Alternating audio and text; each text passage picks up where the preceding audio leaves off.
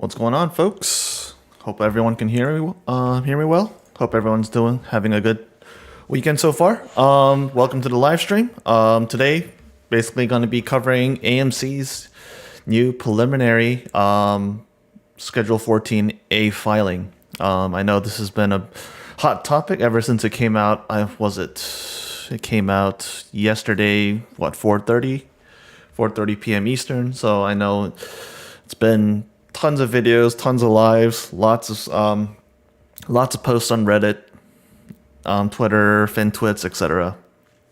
And today I'm just going to give you my thoughts as I read through it. I'm just going to share you folks what I think about it. Folks who are here, welcome. Glad to have you here. Hopefully you enjoy how I break things down, how I present the information to you. And let me be clear, I'm just going to do a disclosure at the beginning of the video. I'm not a financial advisor. I have no financial interest in the company right now of AMC, meaning I have no shares, I have no shorts, no options. AMC, APE, nothing. I hold no position in the company whatsoever, and none of my immediate family have any positions either. So let me be clear. And that has been true for the past several months. So without further ado, for the folks who are on the live, I'd suggest if you haven't read this filing, for you to do so. So what you can do, go to the SEC Edgar website, type in AMC, and you'll see their most recent filing, the pre-14A. So this is what I have pulled up here, and this is the filing. So right off the bat, couple things that you need to know. You know that the special meeting, according to the preliminary proxy, they're going to have it March 14th, 2023. So what is that? That is a Tuesday. Tuesday at 11 a.m. Central. And you know the apologize.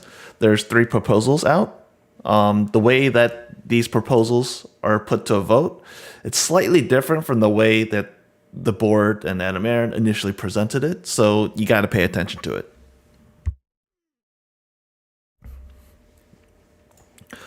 So you get the initial background. We know how APE was created.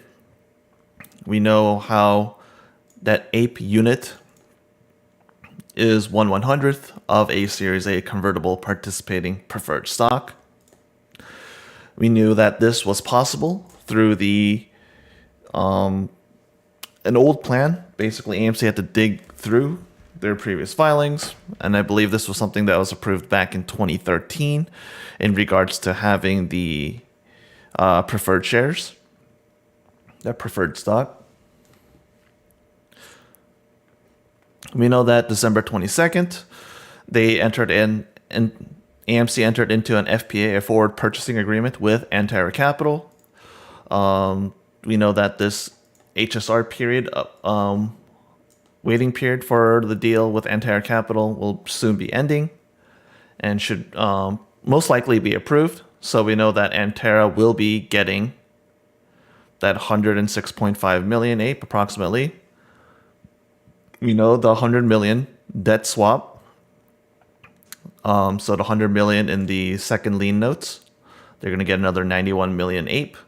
And we know that prior to it, they had approximately 60 million APE, which they bought through the companies at the market program.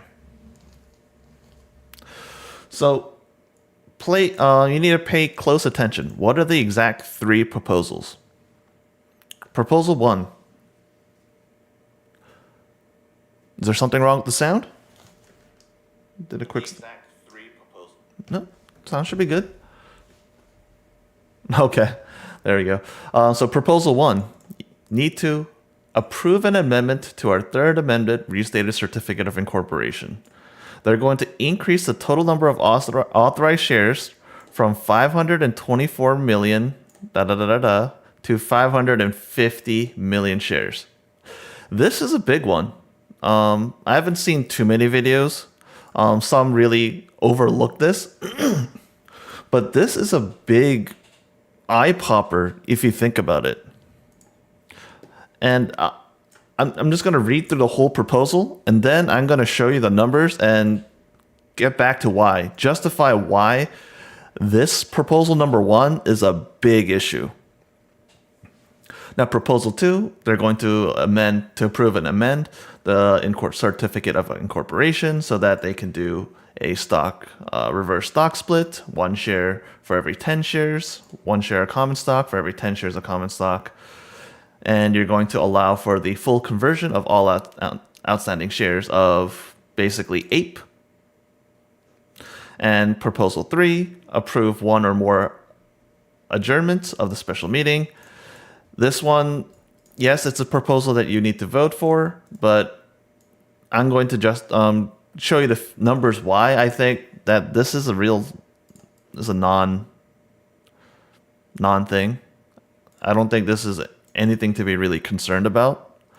It's a lot of times, if you pay attention to a lot of these shareholder meetings, they'll throw in a proposal like this to allow for, hey, if there's not enough votes to hit a quorum, if there's not enough votes to pass the proposal, then hey, allow us to continue to allow us to solicit proxies, allow us to get more votes so that our proposals will eventually pass.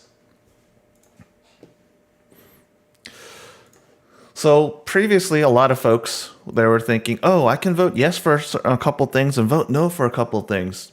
But the way that the proposals are structured, the way that you have to vote for it, it's an all or nothing situation.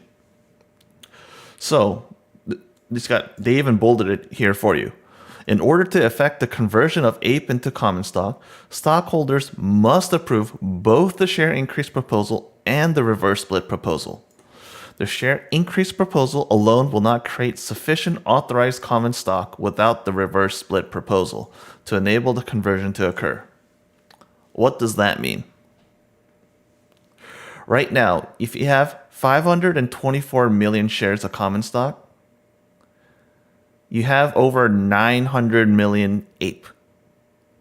If there is a conversion of 1-to-1, you don't have enough shares of common stock Class A, common stock AMC to add 900 million. So what you need to do is you need to allow for the increase of number of shares of common stock to allow for that addition. But also the way they tie it is because they're only increasing it from 525 to 550. Just voting for this, just allowing for the increase from 525 to 550 wouldn't allow you to add 900 million APE. You have to allow for also the reverse split to occur so that you can now have enough shares of common stock to do so. And that's why I say, nor will the reverse split proposal alone satisfy the terms of Series A preferred stock to enable the conversion to occur. The way that they have structured this vote, I think that it's quite telling. But we'll get to this in more detail. I just want to continue to read through the actual proxy, the preliminary proxy. So let's see, details regarding how to attend a special meeting and the proposals are described in the notice. And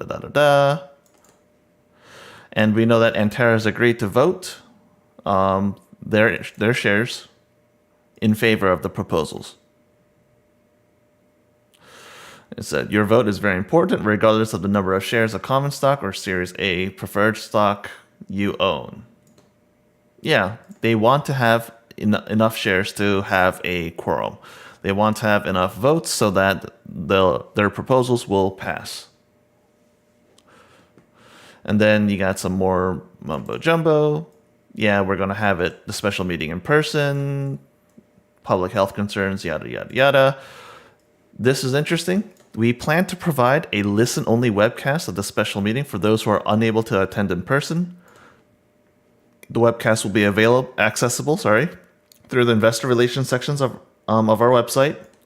They should go through the website 15 minutes before the special meeting time to register, And yeah, this will only provide an opportunity to listen to the proceedings and won't be considered attendance to the meeting, and you can't vote via the webcast. So let's see. That was a Tuesday, 11 Central, which is 12 p.m. Eastern. I'll see if I can take a lunch break to cover this. I don't see this whole shareholders meeting lasting that long, so I might be able to wing it.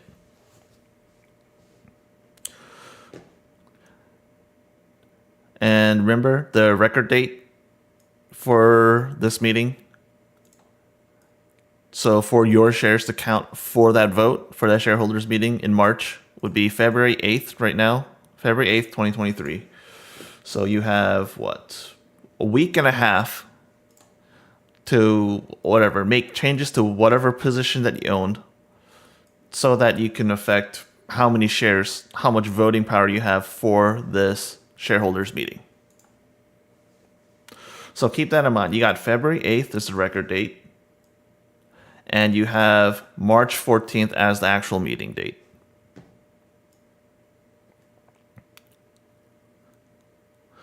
So now you get to the actual notice. You get the proposal 1, proposal 2, proposal 3, same stuff. Now some of the details to really pay attention to would be this. So right now, they're saying approximately 517 million shares of common stock, of AMC shares. Notice that there's going to be a lot of numbers being thrown, and if you're not familiar with the situation, it's very easy to get confused. So I have an Excel sheet where I do the breakdown, so it's a lot easier to understand. But you got 9.2, nearly 9.3 million shares of Series A preferred stock. This all goes back to, remember, how AMC had 50 million shares of preferred stock. Of that, they basically authorized 10 million to do the APE. We know the 516 million-ish approximate was the initial dividend, and we know that they did an S3 registration, did an offering for 425 million shares of APE. So you get the 516 plus 425. That's the total potential authorized shares of APE. That's why you get this current figure of approximately 929 million APE. We know that 1 APE is 1/100th of a Series A preferred stock. The way they have this whole thing structured, it's very technical heavy, a lot of legal jargon, a lot of company business jargon. So if you're not familiar, if this is your first time going through any sort of voting for any sort of company, any shares that you own for a company, it's a big hurdle. There's a lot of different numbers being thrown around, a lot of different dates, a lot of technical terms. It's very confusing. So you need to pay close attention. And once again, your vote is important. So let's go to their table of contents. Once again, they reiterate the meeting time, date, place. Remember that because this is a preliminary filing, that, yeah, sure, you got those little blanks in between for the exact dates. Once you get the official proxy materials, depending on how you hold your shares, if you have shares of AMC, APE, depending on your broker, be on the lookout for that proxy material. I would say if you don't receive your proxy materials, probably within the next couple days, I would probably be a good idea to contact your broker, ask them, hey, what's going on? I know that AMC did a preliminary proxy material filing with the SEC. Have you guys received that material yet to be passed on to me, etc.?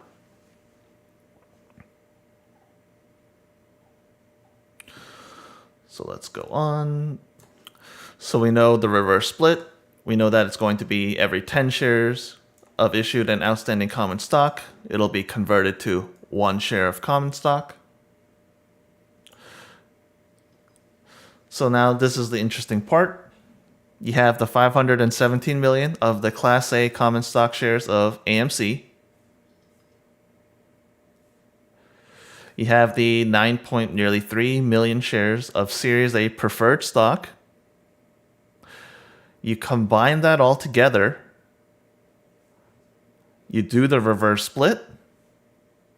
You get the now new combined total of 144 million shares, approximate. I'm not saying all the remaining numbers. 144 million shares of common stock. Now, once all these proposals go through, you have a total outstanding of 144 million shares. But now you have approved authorization for up to 550 million shares. That is why I said Proposal 1 is a big bombshell. Right now, there's very little shares left to be authorized for Class A common stock of AMC. You still have a lot more shares left for APE, but you know that the amount of APE that they can sell right now is limited because of that FPA, that forward purchasing agreement with Antara Capital. So AMC is very limited on how much money it can raise right now in the current timeline due to the restrictions of that forward purchasing agreement and based on the restrictions of they have no more they don't really have many shares of AMC Class A common stock to sell. This part, Proposal 1, is a worry. You're allowing, let me pull up my figures here. I have my Excel sheet on the other screen. If you go from 550 million authorized, you subtract the 144 million, what do you get? You get approximately 405 million shares left for dilution. That's how many more shares that AMC could use to raise equity, to raise capital, to raise cash. Now, this doesn't mean that they'll do it all at once. They'd be stupid to do it all at once. You wouldn't sell that large of a portion of your company.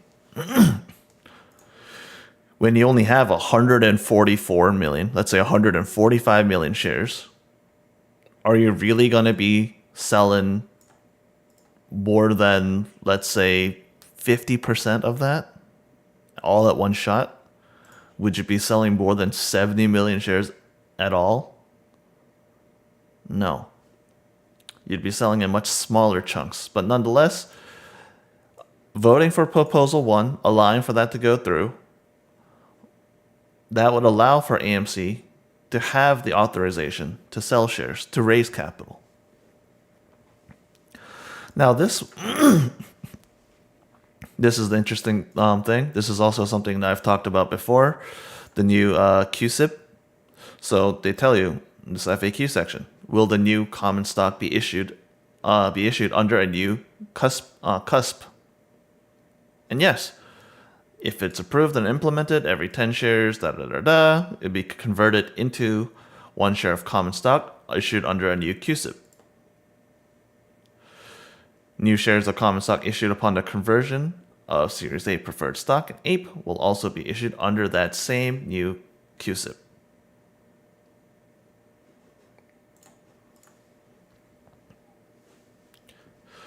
So this talks about once again, the APE. We know APE, the ape equity, the preferred equity, 1/100th of the Series A preferred stock. We know that plenty of times. We know the number of preferred stock outstanding versus the number of ape shares out there. Once again, more explanation of the proposals, how they're cross-conditioned on the approval. So you need both of them approved for them to take effect. So it's an all or nothing measure. So the big thing to understand, they lay it out for you. 100 apes, ape units, we know that equals 1 share of preferred stock, Series A. 1 share of Series A, 100 shares of common stock. 1 ape equals 1 share of common stock. And that's how it currently exists. We know that if these are approved, 100 ape still equals 1 share of preferred Series A preferred stock equals 10 shares of common stock. Remember, 10 to 1. That's why they say 1 ape is 1/10 of a share of common stock. This is confusing for people to read because they just refer it as common stock. If they would say if they would characterize this as whatever, AMC N or something, AMC new, that would make it a lot less confusing. But it all comes down to the terminology of understanding what ape is, understanding what the preferred stock is, and understanding how they're referring to the term common stock now. Welcome for the folks joining in a little bit late. Let's catch up. If you folks are still here, what's up? Tony, Manuel, Legatus, Groundhog Eater, DZ Beans, Adrenocide. Let's see, question. What happens to the shares on loan after the conversion?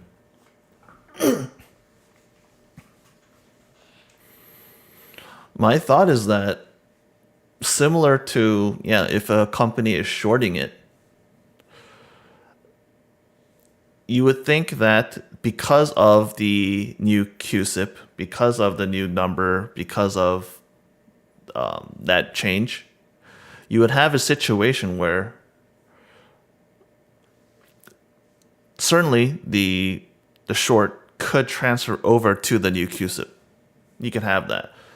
But in certain cases, I would say in the case of large hedge funds, institutions, those who are shorting it, they would probably just straight out, as that QSIP is changed, they would just transfer that over. You wouldn't have a phenomena where everyone covers.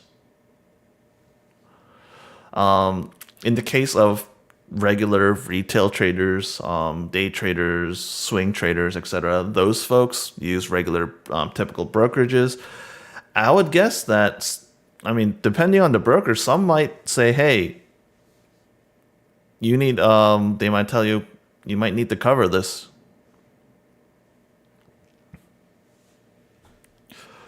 I'm going to answer this last question before I get to the remaining part of reading through the proposal. Commentary on AMC and Ape After Hours Friday. The movement it makes sense. We got the confirmation of the 1-to-1. That 1 AMC, 1 Ape. They had the same voting power and they would combine together at the same conversion at a 1-to-1 ratio. Some people are saying, oh, that wouldn't make sense. Oh, you need to do this conversion calculation. No, we already had Adam Aaron tell you specifically months ago. 1-to-1. They told you how many shares of Ape there was, how many shares of approximately how many shares of AMC and Ape.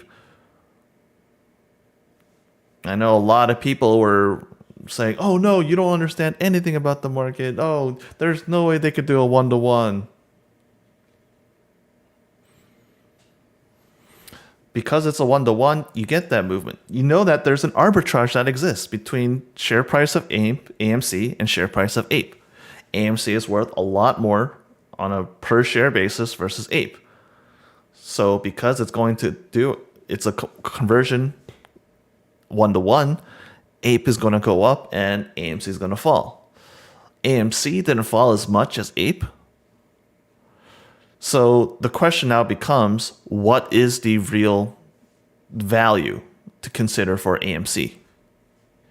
What would be the actual market value, combined value of both AMC and Ape? That's the way to understand what that true arbitrage opportunity is. Is it just going to be AMC current price, Ape current price, add them together, divided by the shares outstanding? Bam, that's how much the new AMC Ape combination will be worth. That common stock will be worth. Divide by 10 to get, or times 10 to get your new reverse split price. Or is there going to be some more different factors pushed into it? Is the company currently overpriced? Is AMC overpriced? No, you could have a situation. Maybe AMC drops only a little bit and Ape rises up to match that price. I'm sure a lot of people would love it where if AMC right now is, let's say, $5 and Ape is what, 2 something, and Ape rises up to $5 and bam, combined value of each $5, $10. I'm sure people would love that. But that seems highly unlikely.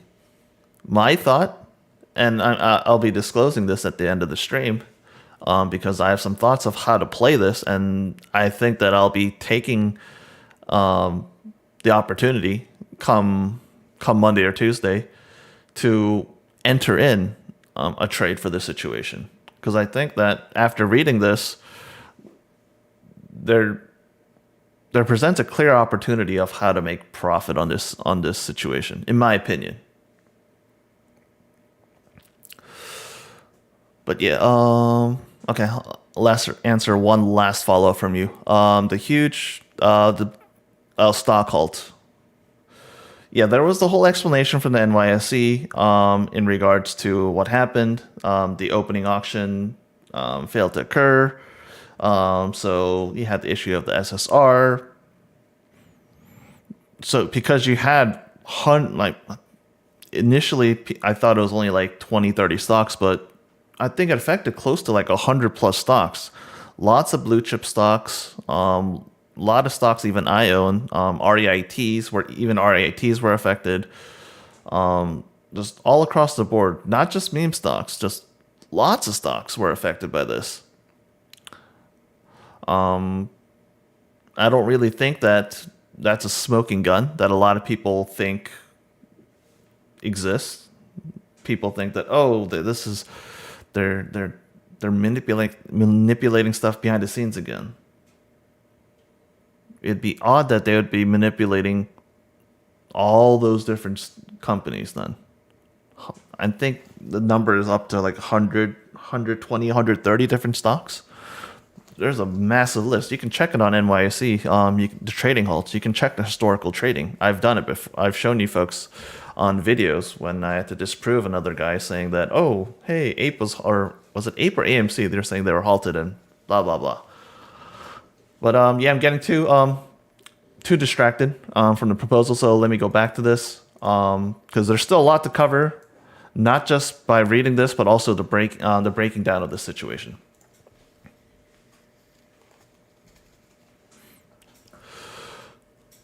So yeah, we know the current status. We know what the conversion would be. We tells you the breakdown exactly what happens after the proposals if they're approved. You talk about the DTC. You talk about the post split. you talk about how fractional shares could be handled. So whoever, if you're current holder of AMC, current holder of APE, pay attention to how many exact shares you have based on the 10-to-1. You'll see a lot of situations where that fractional will not be delivered. It says the depository will not deliver fractional shares of common stock. Depository will aggregate and sell and any fractional shares and pay to such holders a portion of cash proceeds rounded to the nearest cent of such fractional shares. So you can have that situation where you get gypped a little bit.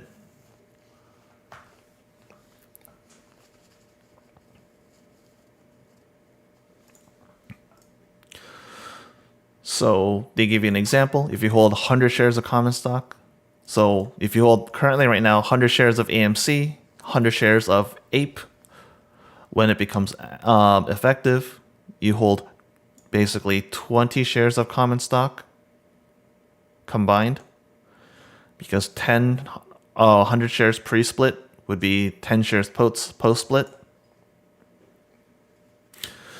And we know that they're expecting APE to cease trading and be delisted from the NYSE after it becomes effective. So we know the last day of trading APE will be March 14th, 2023. We know that, no fractional shares are going to be distributed. Pay close attention to your broker. I would say whatever situation you're in, looking into rounding off your number, that might be a thing to look into.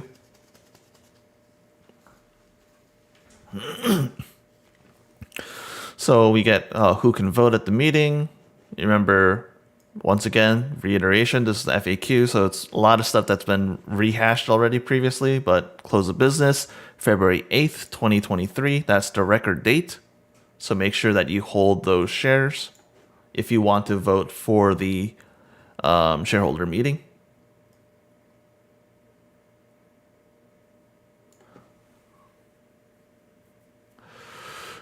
Once again, more information, what date it's being held, March 14th, what time. They're going to do it in person. There's going to be a webcast available.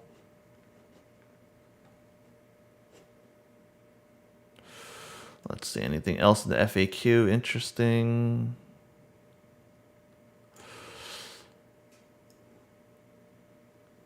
Not really. Tells you how the different ways to vote, by internet, by telephone, by mail. All depends on how you hold your shares. Is through a broker? Is it through computer shares, etc.?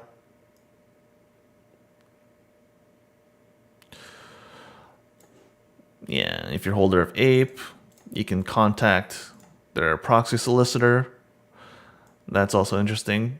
Their proxy solicitor, if you paid attention previously, they're being paid, what's it, like $15,000 plus whatever additional fees and costs for this situation.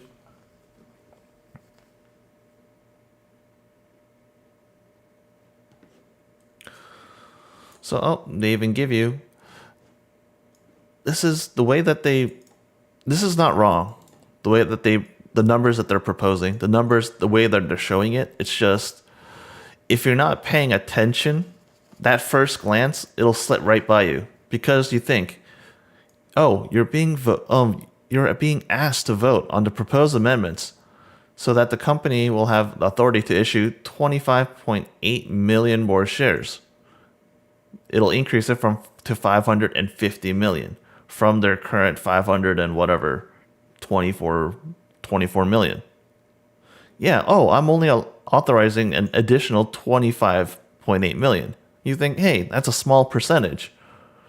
But if you pay attention, because of the reverse split, no, you're actually authorizing basically a true figure of 405 million more shares. You're authorizing significantly more.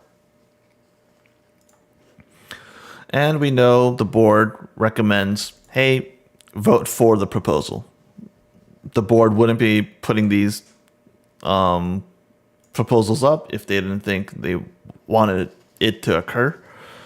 And I furthermore don't think that they wouldn't have proposed this if they didn't think they had the votes. So more stuff that's being rehashed again.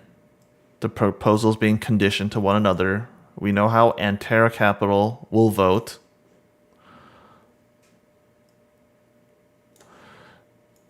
More interesting information. If you want to change your vote, revote your proxy. Information for that.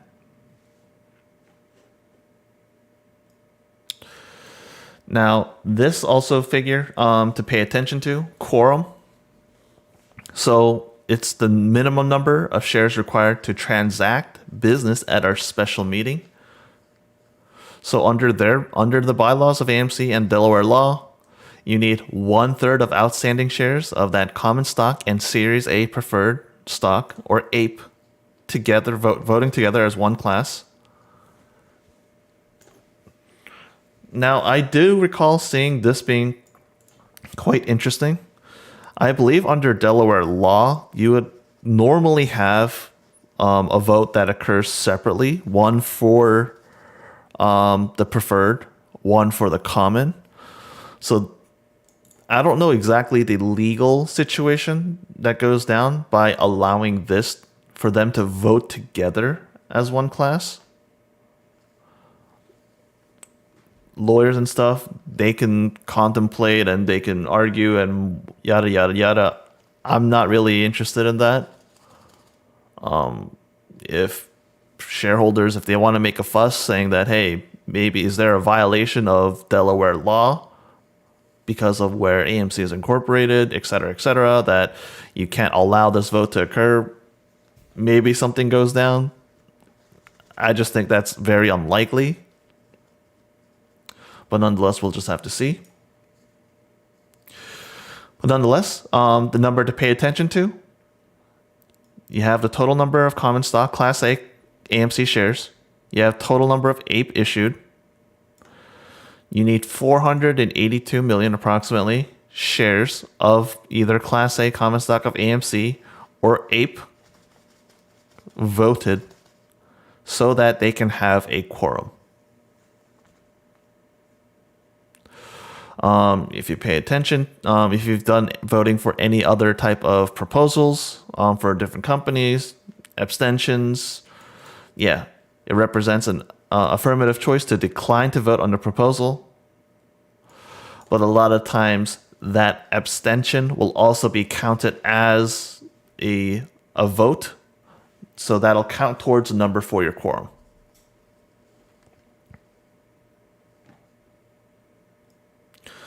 So you got your typical, you vote for it, you vote against it, you abstain. You know the abstains will count towards the quorum. Same thing for proposal 2, proposal 3. Yeah, good point. Geez, nice screen name. I actually have that previous shareholder vote count, which I planned on uncovering too.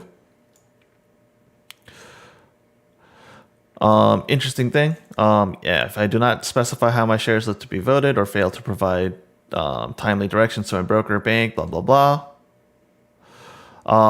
That's something that you need to talk to your specific brokerage. I believe it's covered later in the proposals in this document. But example for APE, for computer share, if you have shares through there, they'll vote according to they'll vote that same ratio as opposed to how they're being directed. So if 100% of the people that have their shares through computer shares are directing, hey, vote this way, then all the other votes that they don't have instructions on, they'll vote that same way, that same ratio. So that's all going to be countered in my Excel, where I give you a breakdown of numbers. Let's see, anything else that's interesting? Where can I find the voting results of the special meeting? Yep, you know that the 10K will be uploaded within 4 days. I mean, you'll know if it's passed or not because we'll see. If it passes, we'll know the following day, within the following day or two, if Ape ceases to exist and you see the change in AMC.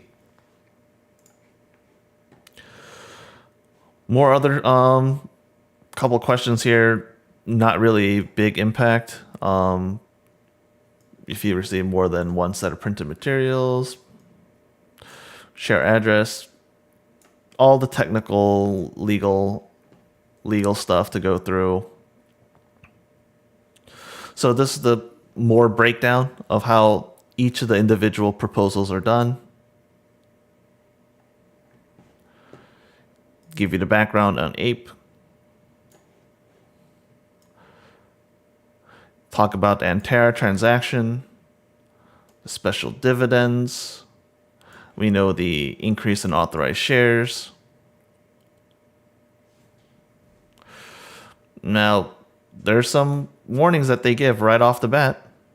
Adoption of the share increase proposal and approval of the reverse split proposal will have no immediate dilutive effect on proportionate voting power or other rights of company's existing stockholders. However, any future issuance of additional authorized shares of our common stock at the future direction of our board may, among other things, dilute the earnings per share of common stock and equity and voting rights of those holding common stock at the time such additional shares are issued. That's common sense. And we know that we believe this flexibility to issue additional common stock is in the best interest of shareholders because, among other things, additional equity capital may be, pay attention to this, additional equity capital may be the only practical means of raising additional capital to strengthen our balance sheet, repayment of debt, or finance other value-creating acquisitions, both of which we believe are beneficial to stockholders. Big thing to pay attention to. They want these proposals to go through. Why? Because they don't really have any other option at the moment to raise cash. Having more shares, allowing for more shares to be authorized so that they can dilute is the only method that they can take to raise money for the company. It's the only thing that they have. They need to strengthen their balance sheet. They need to have more money in that war chest, as I keep on saying. They need to make payment on their debt. You want to make some cheap. You want to buy out some of your debt for cheap. You can't do it for all of it without paying a huge penalty. You can't finance other, whether acquisitions, whether you want to buy more movie theaters, you want to branch out into other revenue streams. You need cash to do it, etc. That's why if you know the content I put out, you understand the videos I've been pushing out, you understand it's important to understand the financials of the company.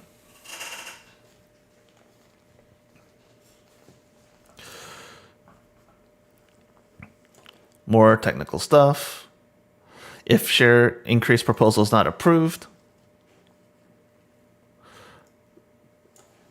get the interesting part here. If there are insufficient votes from the holders of shares, blah, blah, blah, the company may put out adjournment proposal to vote in order to seek additional time to obtain the votes in support of the proposal. So the thing is that it's going to continue to go on. If it doesn't pass this round, they'll adjourn the meeting to another time where they'll eventually get to a point where this is authorized. Or you have to see a situation where does the company run out of liquidity? Does it run out of cash on hand to operate the company? Will it enter in a situation like Bed Bath & Beyond. Doesn't have enough money to survive. Bed Bath & Beyond ran into an issue where they ran out of cash. They don't have enough cash on hand to continue their operations.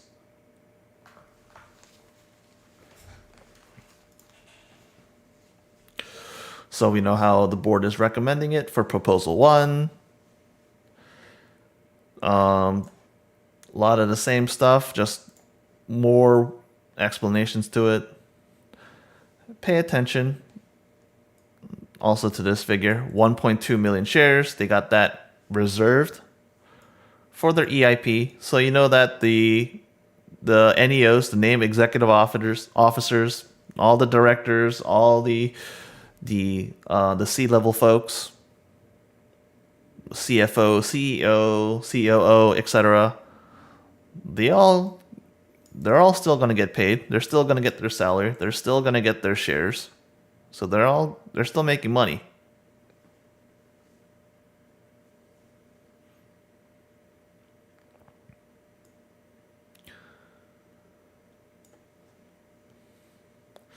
Now this is interesting. The reverse stock split will allow our common stock to trade at a price within a higher range than would prevail in the absence of the reverse stock split. Of course, you're doing a 10 to 1, so 10 times higher. This seems ridiculous. We believe that a higher stock price trading range may increase the acceptability of our common stock to a number of long-term investors who may not find our shares attractive at their current prices due to trading volatility, often associated with stocks below certain prices. So this is a claim that a lot of long-term investors don't buy into companies where the shares are under $5 or under. Even then, those investors, not traders, investors, they're going to be looking at your balance sheet. They're going to be looking at the financial statements. So this, I see this as more as a cop-out kind of. And they talk about the low price stock may fail to meet applicable stock exchange requirements and lead to delisting. Talk about the potential adverse effects. In some cases, total market value of the company following a reverse stock split is lower and may be substantially lower than the total market value before the reverse stock split. And fewer number of shares available to trade could possibly cause trading to become less liquid, which could have an adverse effect on the price of the common stock.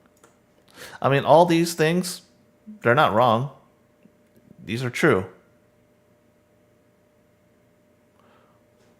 It's all legal disclosures, legal jargon, stuff that they need to include so that they're protected.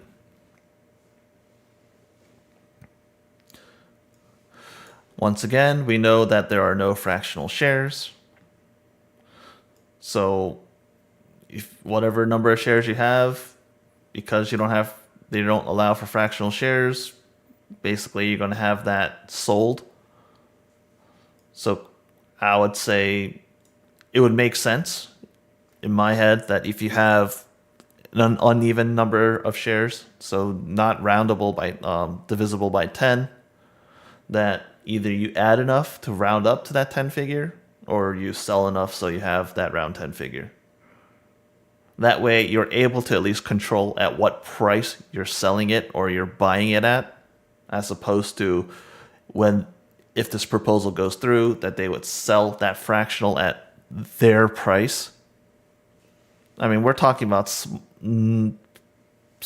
fractions of a penny. I mean, not talking big money, but nonetheless.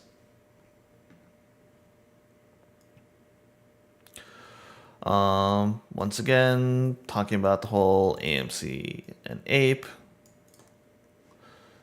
Talk about EIP. They talk about look at how many shares that they have available under EIP. And we know that, they're going to have to adjust the number of shares for the EIP. And you got all the different tax requirement, more legal jargon for income tax situations, proposal 3, yada, yada, yada. This table is something that you want to pay attention to because you need to understand who owns the company. So for months on end, or for the past several weeks, been saying, look at the 13Fs, look at the N-port P filings, look at the ETF holdings, look at the 13Gs, the 13Ds, look at the Form 4 filings. Look at how much the entire board, the board of directors, the NEOs, all directors and executives as a group, as of we deem shares subject to options that are currently exercisable or exercisable within 60 days of that date to be outstanding and to be beneficially owned by the person. All the directors, all the insiders, you combine their total shares. APE and AMC, what is that? Under 3.5 million shares total. You have 1.4 billion shares outstanding between AMC and APE. And your insiders only own under 3.5 million of it.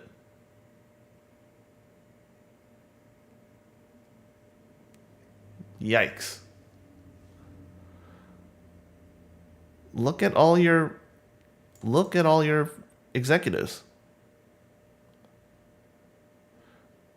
Your CFO, Sean Goodman, 4,420 shares of AMC. Yeah, sure. Adam Aaron, 1 million shares. AMC, over 1 million shares of APE. But is that currently 8 times his base salary?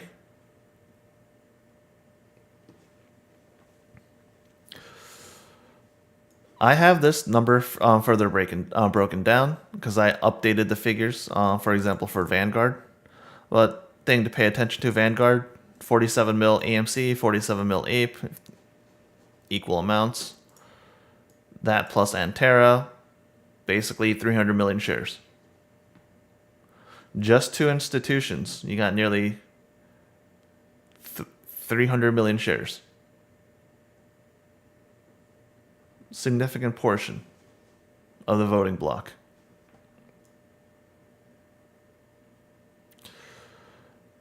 More legal jargon.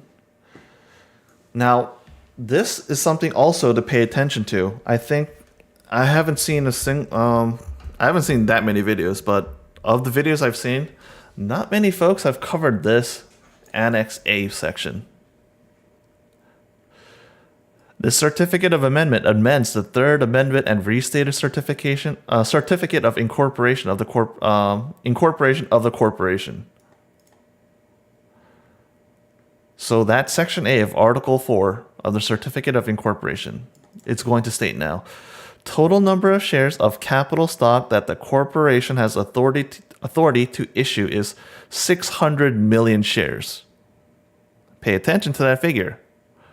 550 million shares of Class A common stock. That's what AMC and APE shareholders are voting for. 550 mil to increase it to that. And look, 50 million shares of preferred stock. That 50 million shares they recently they did back in August, of which 10 million that they used to issue nearly 1 billion APE. But guess what? That just got refilled. Not only now do you have 550 million shares if this goes through, so you have more than 400 million shares to dilute with of your Class A common stock. You have, again, another 50 million shares of preferred. That's replenished. So you want to do another situation of another special dividend with APE? They got the ability to do that again. They got 50 million shares again of preferred stock. That's why Proposal 1 is such a big bombshell. Look at how they're going to change their certificate of incorporation. This is a big yikes. In the terms of the typical retail shareholder, this is concerning. Yes, in terms of the company, yes, you want the ability to dilute, to raise equity, to raise capital so your company continues to go on. You want to have in your back pocket your preferred stock so that you don't you can fend off a hostile takeover.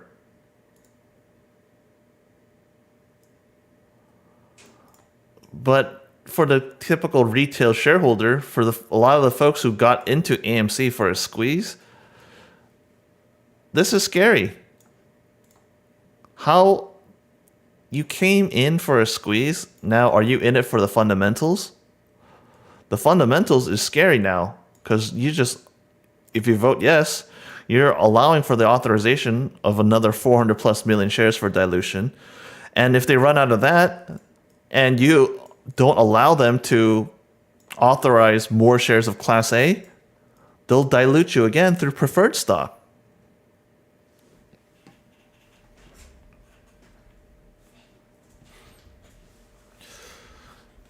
And you get a little proxy card to see how the votes are.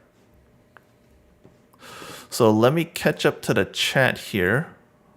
Let's see, anything.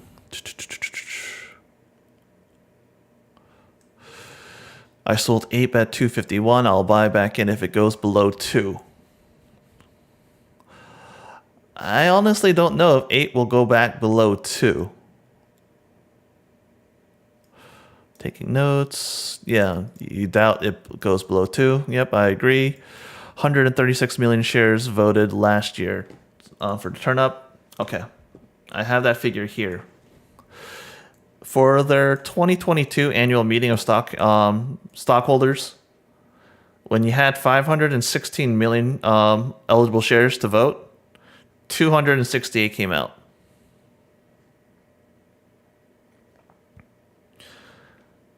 $123.8 million were broker non-votes. 268 out of 516, that's just over 50%.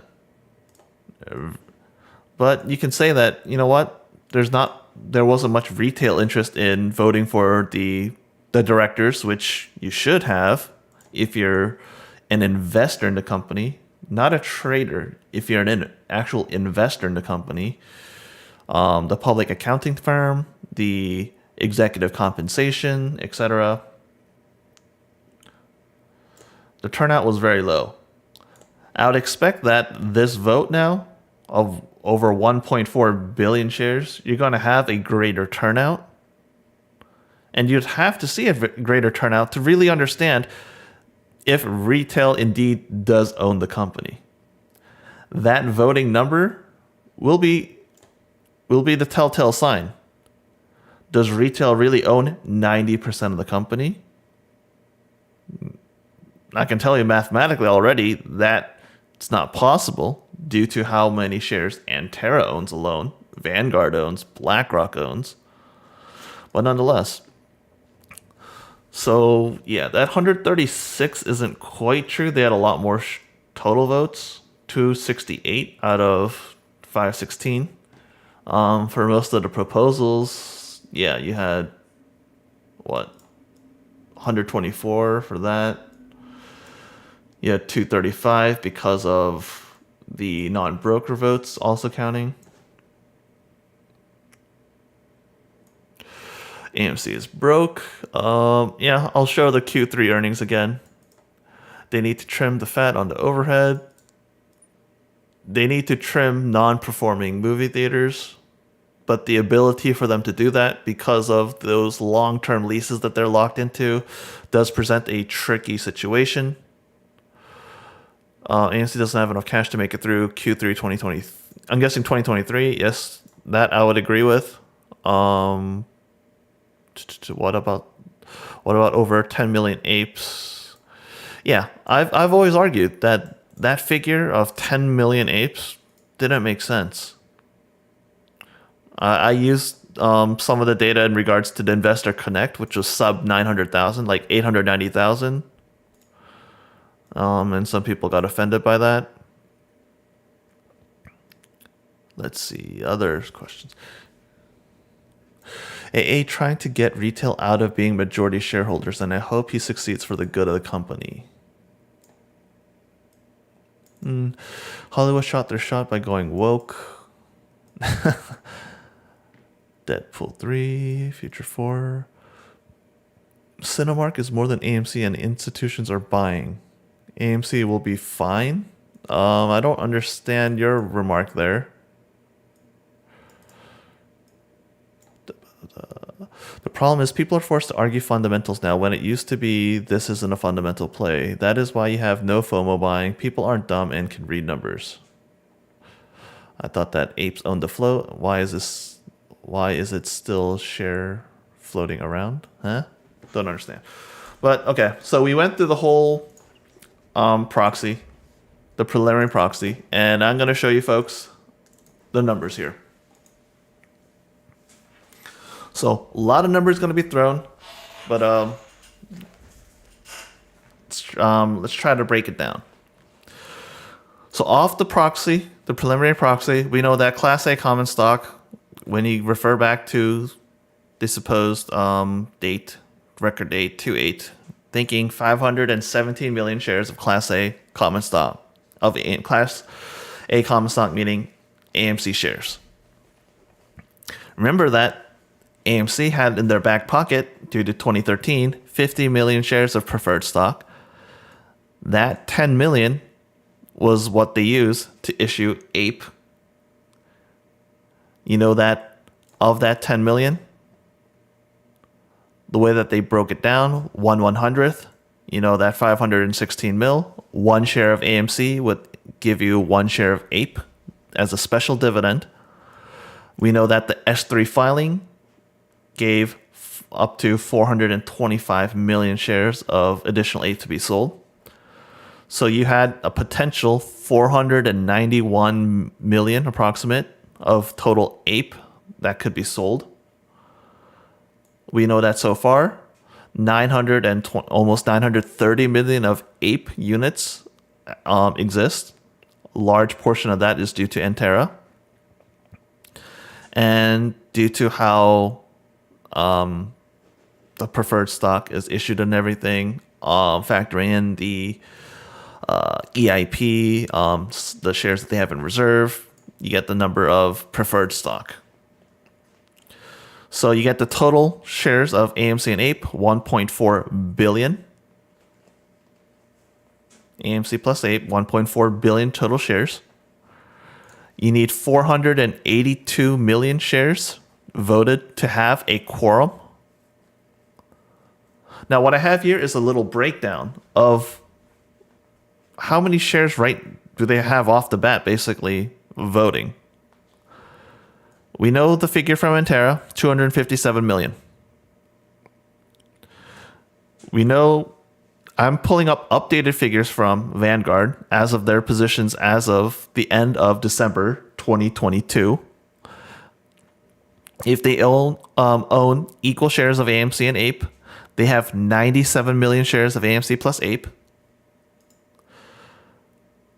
We can add in the total number of shares from the preliminary. Where's that table here? Where's the table? You added these figures again. 3.3 million for the board and the NEOs. I'm going to add in updated figures. I'm tracking all the ETFs. I'm just going to add BlackRock as an example. Number of APE and AMC if they own equal shares. You can add in the number of shares in DRS as was filed on the last 10Q. You got a total of nearly 380 million shares. 380 million shares counting towards the quorum, meaning you only need 103 million more shares.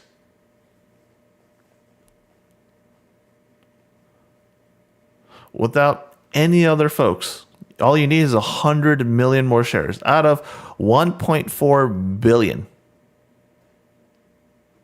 They're going to have enough for a quorum. A lot of these folks, Antera's going to vote for yes. Vanguard most likely will. Obviously, the board of directors will. BlackRock most likely. A lot of the big institutions, they will vote in favor of it. So you can subtract the DRS. You don't know how they'll vote. But off the bat, you have 300 and nearly 70 million votes for yes.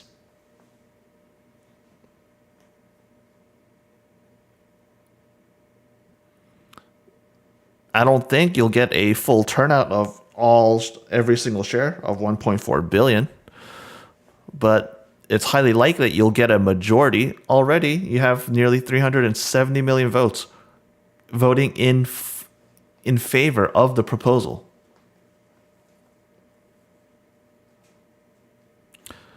And just to take a look, I pulled the previous, as I showed you, the previous 8K showing how the previous shareholders meeting went. 52% of the votes available voted. Non-broker votes was nearly 24%. The quorum will most definitely be reached. And it's highly unlikely that they won't have the majority votes there to shoot down the proposals 1 and 2. Now, the other thing to consider looking at, I'm going to pull it up and the filing again. This is the scary section, the Annex A. The 600 million shares that the corporation will have the authority to issue under their amended certificate of incorporation. 600 million shares, of which you're voting for 550 for Class A common stock. But you're also allowing them, hey, you get to refill your preferred stock of another 50 million again. When you vote yes for 550 million shares to be authorized, from your 524 to 550, you think you're only authorizing 24 something million. No. Because your new shares authorized or outstanding is down to 144 million, you're allowing for the additional authorization of basically 405 million shares to be diluted, minus some for the EIP.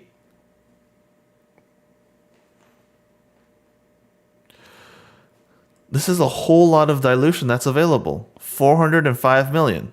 But as I said, AMC is not dumb enough to do it all at once. It doesn't make sense to. When your total outstanding is only 144, you could only do a couple million shares at a time. Do maybe 10% max. Offer 14 million shares.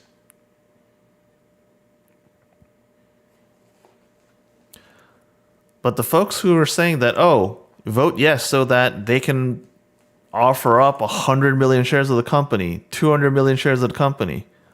No. When you only have 144 million shares outstanding, why would you offer that same amount, another 140, 150 million? That's begging someone to take them over, and then they're going to be forced to do another ape.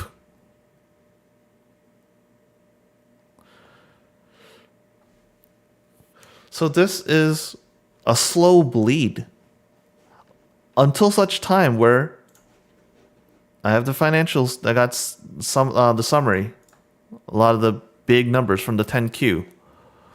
Until such a point where AMC can stop burning so much cash every quarter, net loss, 200 plus million, until such point where they can get out of this and generate maybe a profit. I have a potential theoretical break-even point of a quarter breakdown.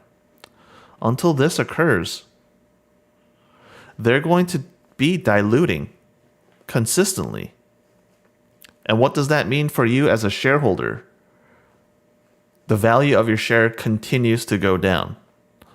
Until AMC is able to turn around their business model, until they can stop paying hundreds of millions of dollars in debt, in their debt payments, in the interest every single year, until that happens, the dilution will occur. And that's why I spend so much time constantly pounding in the idea, pay attention to the domestic box office figures.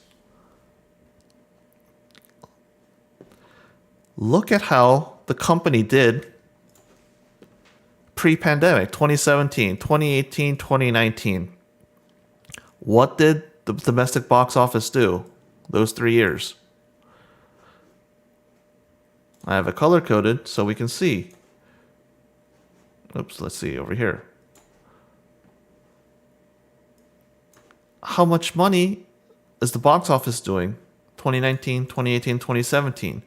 And how does that compare to what they're currently doing? Right now, you got 4 days left in the month of January 2023. The domestic box office sits at 517 mil. How does that compare to a 2020, where it was nearly 900 mil? 2019, 812 mil. 2018, nearly 960 mil. Same thing, nearly 960 mil for 2017. It's far below it.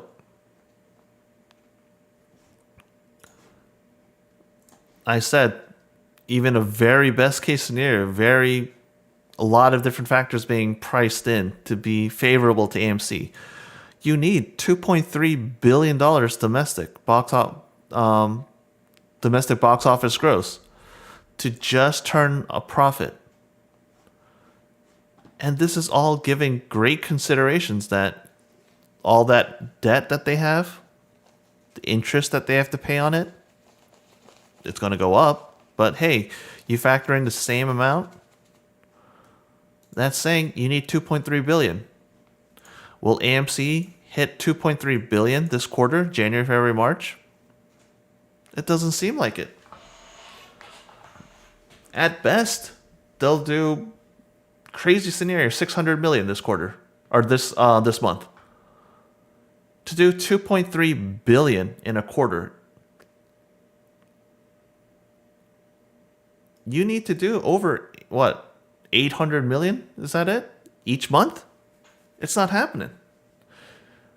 You would need to have an amazing month. You need to have months back, like in June and July, when you had Jurassic Park, you had Doctor Strange, you had Top Gun, you had Minions, you had Thor. You need all those big blockbusters to all hit. But you don't have that. Not for February and March. April, May, June, you got a slate of movies coming out. But nonetheless, your quarter one, that's going to be burning money. That's why if you folks have paid attention, if you've been following the channel, it's pretty clear that quarter four, another big cash burn, 200 million plus. Q1 of 2023, that's going to be another cash burn, at least another 100 million. And that's why it's important to understand how much cash that they have on hand and why this type of proposal, why this is occurring. Because dilution needs to occur. They need to raise money. Only way they can do it is to sell shares. So let's see. I'm going to catch up on chat.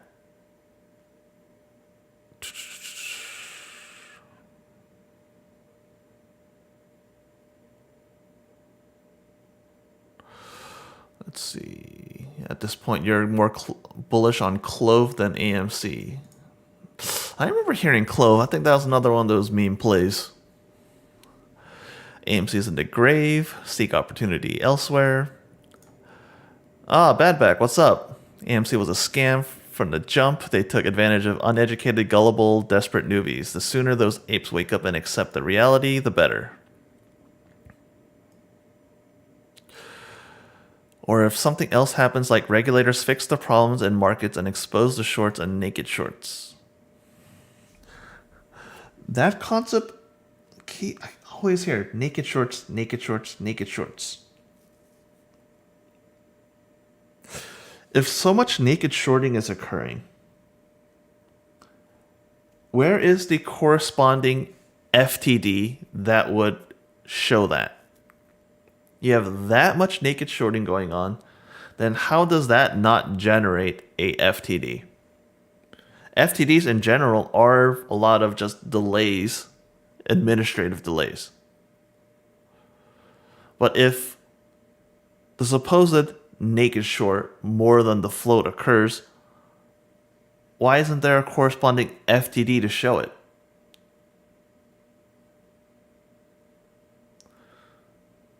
Why hasn't the T plus 35, supposed T plus 35, why hasn't that come to fruition?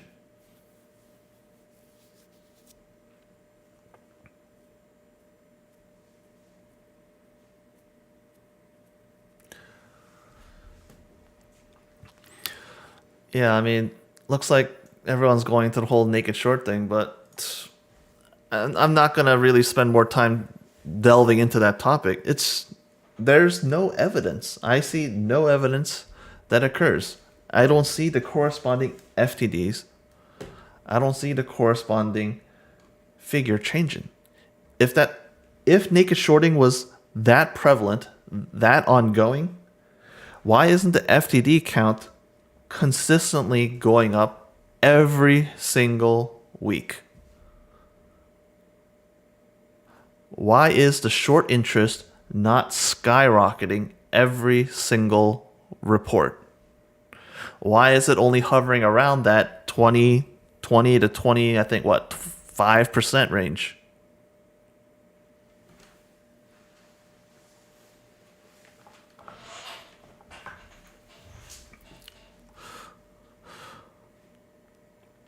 But yeah, that's just my thoughts. So we've live streamed so far. For the folks coming in late, read over the proposal, and I highlighted what I thought were some of the important aspects of it.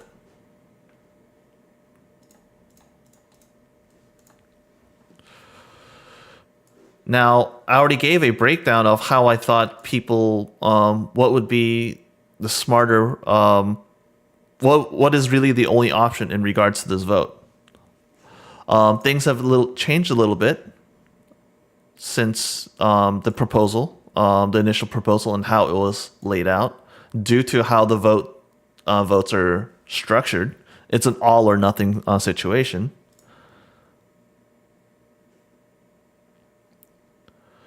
But the way I see things is the financials are clear. The company needs to raise money. If you are a shareholder, what are you going to do? Dilution is going to occur either way. If dilution doesn't occur, the company will go bankrupt. And if the company goes bankrupt, you lose all your equity. You lose all the value in your shares. So if your point is you are an investor, you want to see the company succeed, dilution needs to occur. Now the vehicle is now up for debate. Are you going to allow for the dilution to occur through APE, or are you going to allow the dilution through the combination of AMC plus APE?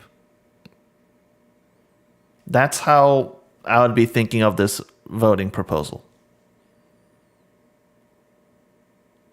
But it doesn't, in my opinion, I don't think it really matters how you vote as retail, because looking at how many votes institutions have, I think that they already have the majority. Why would Antera enter in this transaction? Why would they enter in a forward purchasing agreement with AMC? Why would they choose to buy 60 million shares of AMC? Why would they further then choose to, buy another 106 million shares through that second tranche? Why would they choose to do a debt equity swap for the 100 million second lien notes that they have, the bonds that they own for AMC? Why would Antera enter in this situation?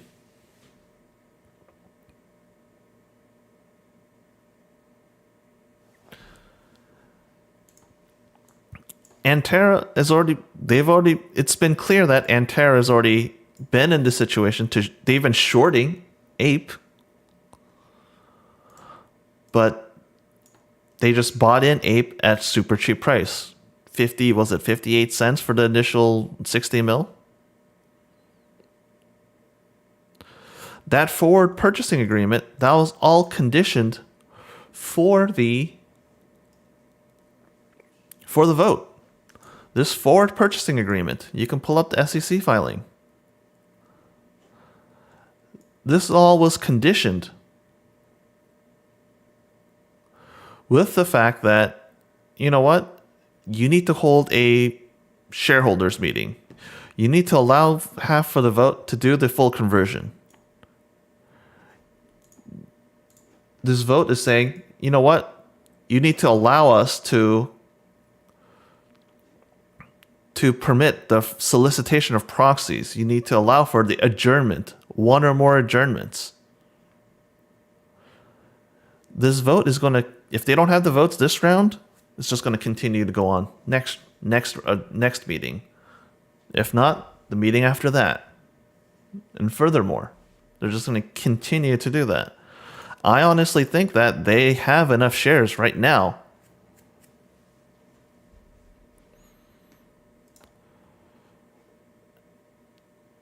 That shareholder number, that vote number, when you see that revised, or not the revised, when you see that 8K, when you see that within 4 days of the shareholders meeting, after the shareholders meeting, that will be a big indicator telling folks how many folks are really invested in AMC. How many people, how many retail traders are in the company?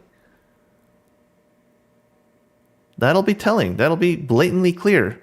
If you really have 90%, if retail really owns 90% of the company, then when you have 1.4 billion shares total outstanding between AMC and Ape, let's see that 90% vote times 0.9. What is that figure? 1.3 million votes. Let's see 1.3 million votes go down.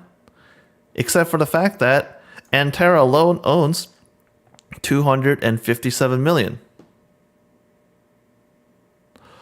Unless you mean to tell me somehow they're going to have more than 1.447 million, or billion, sorry, 1.447 billion votes counted on the shareholders meeting.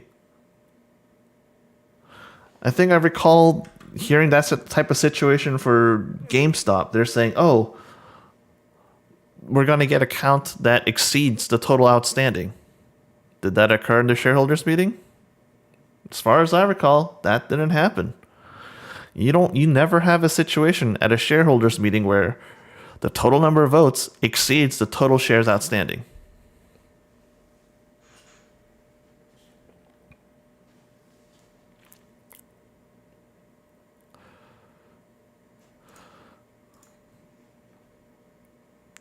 So whether you vote yes, whether you vote no, I honestly think that it doesn't matter how you do it. The votes are already there by the institutions, in my opinion. If somehow, if you believe that retail really does own 90%, then you would need to have a situation at the shareholders meeting when they count, they have more shares outstanding or more votes than shares outstanding. That happens, then you know what? I'll believe your scenario of there were illegal shares. If that occurs, then I could if that legitimately occurs, where you have more votes than total shares outstanding, then I could understand the situation. A lot of the conspiracy theories and the tinfoil hat theories that, you know what, AMC has been manipulated. That, you know what, there's illegal shares. Without that occurring, you have absolutely zero proof. You have zero proof for your theories, for your claims that, you know what, there's naked shorting, that there's synthetics, there's tokenized stocks that were supposedly backed 1-to-1, FTX scandal, etc. None of that stuff will hold any sort of water. You need to have a situation where you have more than 1.447 billion shares turning up to vote for this shareholder meeting on, was it March 14th? March 14th. That's the only way I could believe it.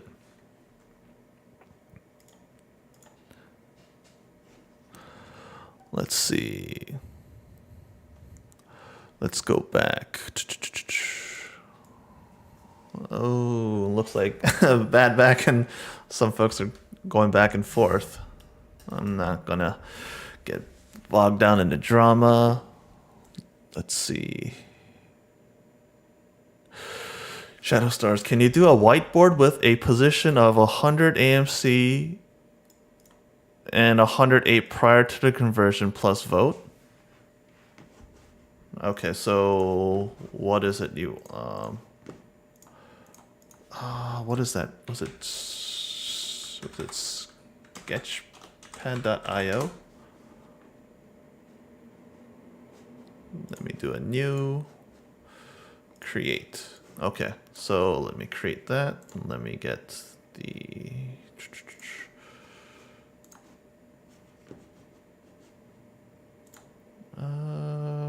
where is this?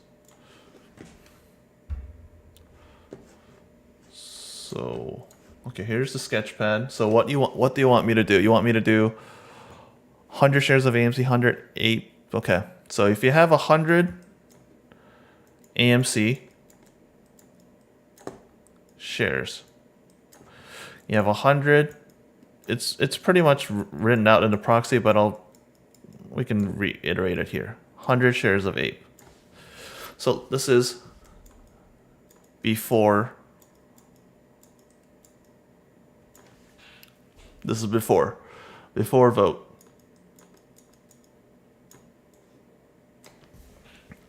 So what happens?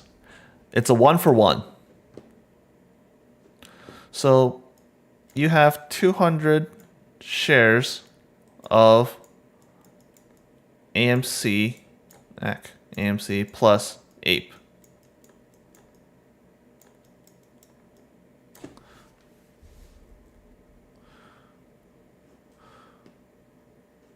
This value is now going to be split. You have a 10-to-1 occur, so you'll have 10 shares of AMC. You'll have 10 shares of ape. You'll now have 20 shares of the new common stock.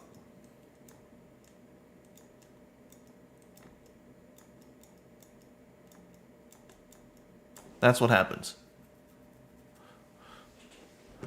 That's what happens. So, hopefully that helps clarify.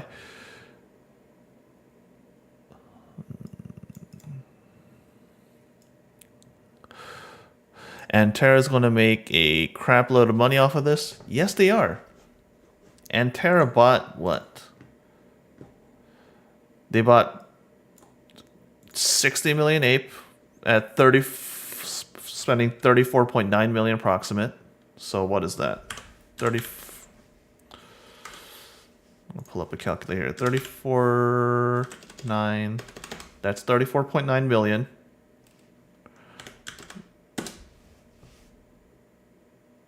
Oops. Times 60 divided by 60 million, right? They bought it for nearly 58 cents. Ape is what, at $2 plus right now after hours? What is, let's pull up Ape stock. Ape stock is what, over 232? Yeah, they made a massive amount of money.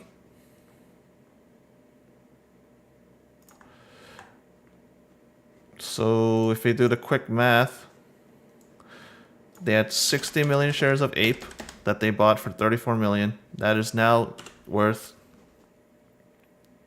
well, what did I say? 2.32 times 2.32. They spent basically 35 million. That $35 million investment is now worth 139 million. Just on that 60 mil that they initially purchased.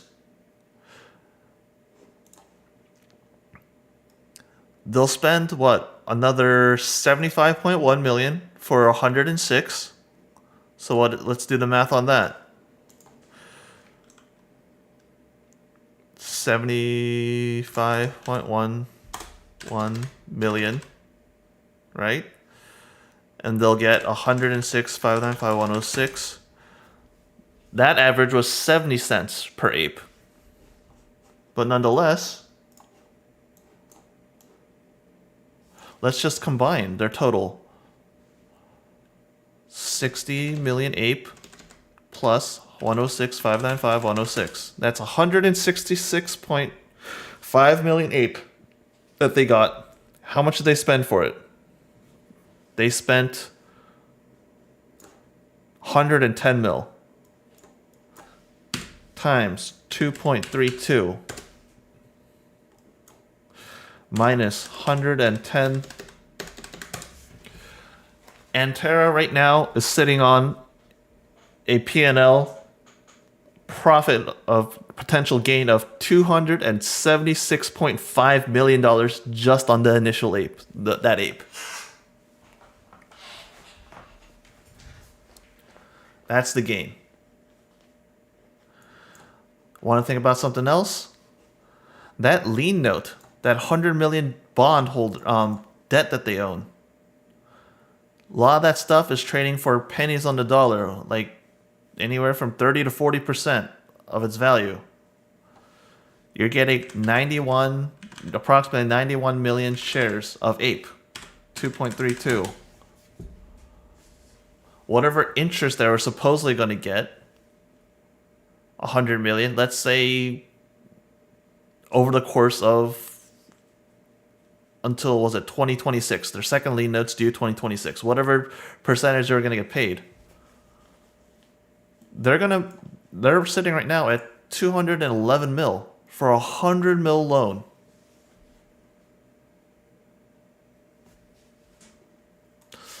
All in all, was it 386,565.92 plus 211,180,763.12? They made nearly $600 million, and all they spent was $210 million. Net profit, nearly $88 million.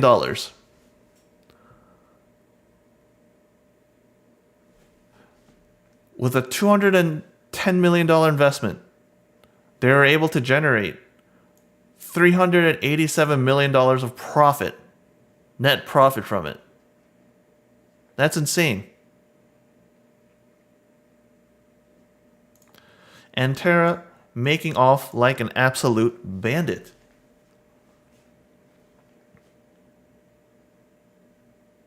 You can look at their 13F filings. You can see how their value, their total assets under management, it's been growing quarter after quarter. it's not indicative truly of how profitable they are, but you can see if they're doing trades like AMC, they're making money hand over fist. So let's go back to the chat here. Hopefully this whiteboard helped clarify things for you, Genocide. Let's see. Can you imagine going to the SEC to protest because your stock went down? Okay, anything else? What was Antera's buy date? Antera's buy date? The forward purchasing agreement was December 22nd. And prior to this, they had already purchased 60 million ape at 58.2 cents per share of ape.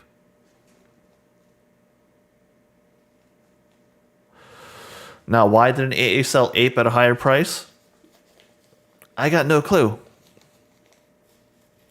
Maybe Adam Aaron was thinking ape would go up. Maybe he was hoping that retail would push up the stock. Maybe that's what he was hoping for, so he wouldn't have to dilute as much. But we can see that spectacularly failed.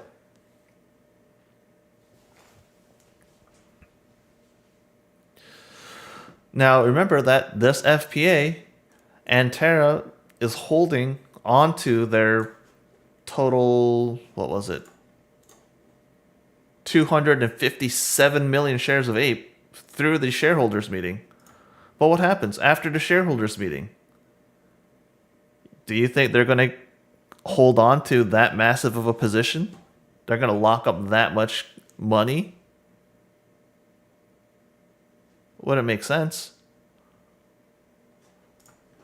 Let's see. Hold on. Let me pull up their most recent 13F here. SEC, Edgar, Antera, and Terra Capital. I'm going to pull up their Terra Capital 13F. As of their most recent 13F, 3.7 billion. Of which, was it nearly 600 million? Over 3782441. That would represent AMC would have, if you go back to their most recent 13F, so Q3, that mean nearly 15% of their entire holdings would be stuck in AMC. Yeah, they could be very confident in it, but you think they won't take any profit from the situation?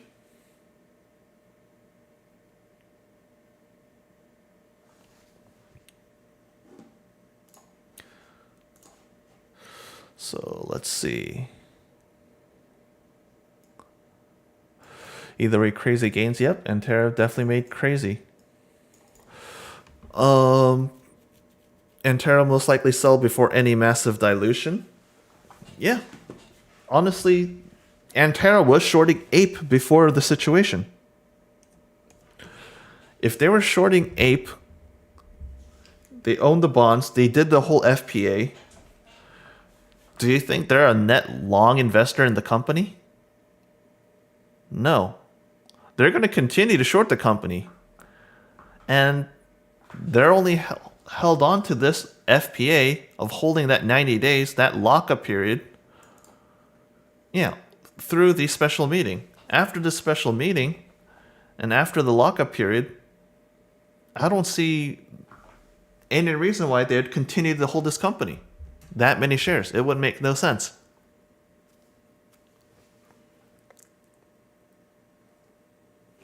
So I would worry that, you know what? Antera, after the shareholders meeting, after things get approved, I would worry about a massive dump by them. You saw a massive dump. Remember, was it Mudger Capital? You remember the whole massive stake, Wanda, when they sold their millions or hundreds of millions of shares? This might occur, similar to a situation, as AMC declares to dilute, Antera is going to be bailing out, and they're going to continue to short the company of AMC. And yeah, 15% of your assets under management, if it's all in one company, that's a huge risk. We know that they choose to invest 5-10% in a play. They'll do the calculations, the risk management, make sure they got proper downside protection. They'll do that, but 15% is a massive stake, and especially in a company that's not like a blue chip.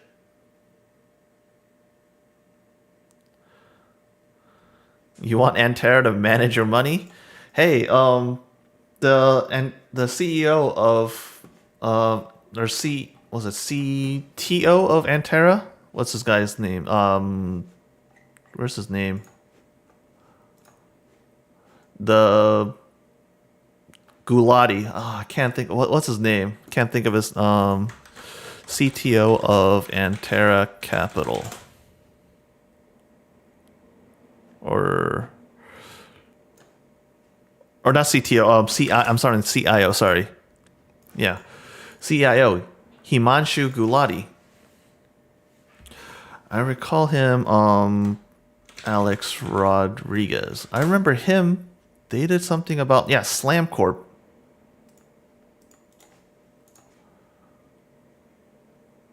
WordPress. What the hell? Okay, they used to have a site, but basically, he's also the board chairman, I believe, of Slamcore.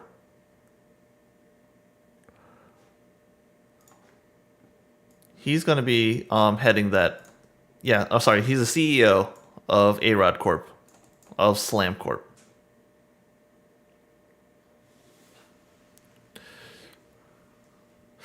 Let's see. AA wanted cash on hand, and obviously Ape wasn't one-to-one, so AMC to AMC. So he needed someone that would take the deal, but to get an exit on Ape to secure enough votes to merge it back to AMC. So in the future, he can sell the AMC value. The whole situation of why they're doing the combination, why they're doing this vote, it's because, yes, there exists a big price discrepancy between AMC and Ape.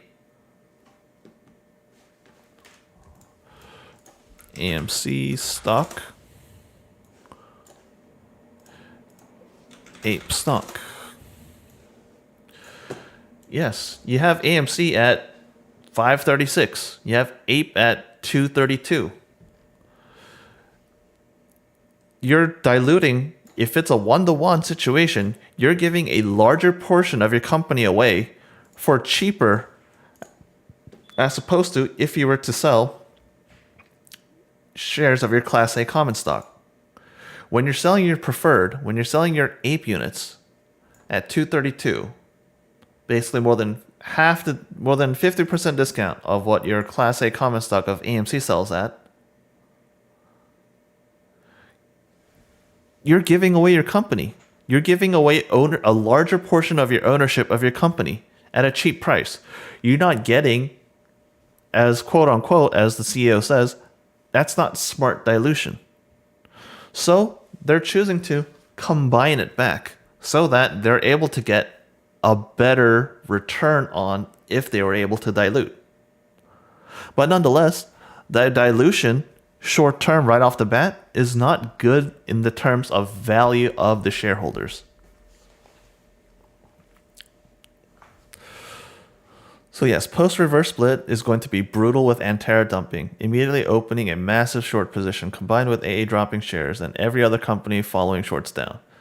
Yeah, once this pumps up to whatever value, let's do some quick math here then.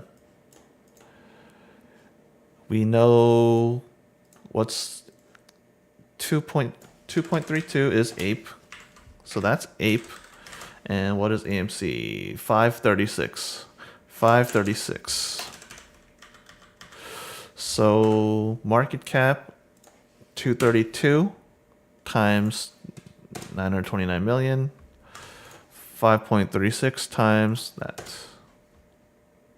Hold on, what? Times. Why didn't that happen? That.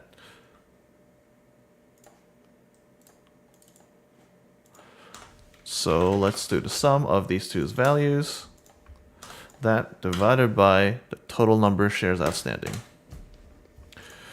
Total combined value, if you do based on market share and shares outstanding, combined value is 342. So that arbitrage opportunity, Ape sitting at 232 and potential combined value at 342. Got more than $1 difference. Minus that. $1.09 difference between current price of Ape and what that combined value could be. Also, I'm sure that arbitrage, that difference, also factors in the likelihood or the unlikelihood of this vote ever going through, if the proposals are approved or not.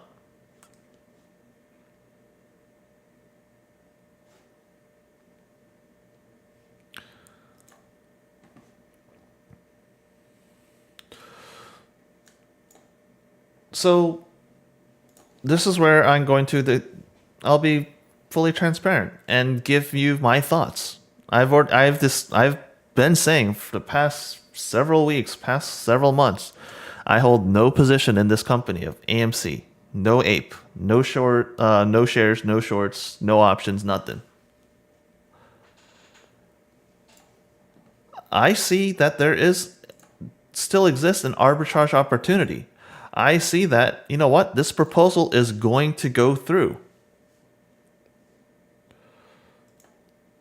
But the question becomes, is the combined value of all these shares after all this basically dilution, is the company worth 341?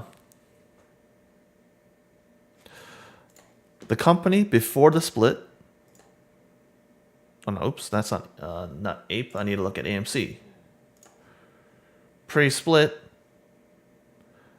it was in the 20s. Back in August, it was in the 20s. Back in August, look at the financials. Before Q3 earnings, you only burned 121 million that quarter. But Q3 came, you burned 226 million.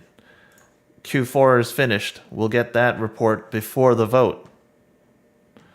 250, I'm guessing another 200 plus million. As a result, you've seen your stock price go from 20s in the 20s down to 5. Is that price suppression? Does that make sense? To be that low? Is that valuation correct? I honestly think that, you know what? Oops. That 341 is already factoring in significant dilution. I already said that they're most likely going to be burning more money Q1 2023.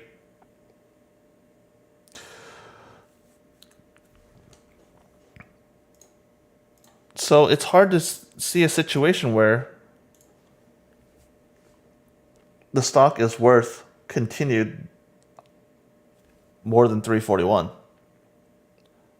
I see negative catalysts come in which they have their fiscal year 2022, their Q4 earnings.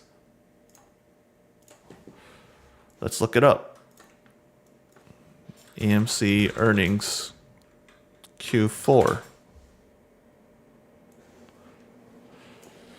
Let's see, NASDAQ, they're estimating March 7th, approximately March 7th. So this is all before the actual shareholders meeting. You'll get a report of how the company did to end Q4, how they ended 2022. But you got to factor in that these proposals, these votes, where is it? Sure, it occurs March 14th, but your record date is February the 8th.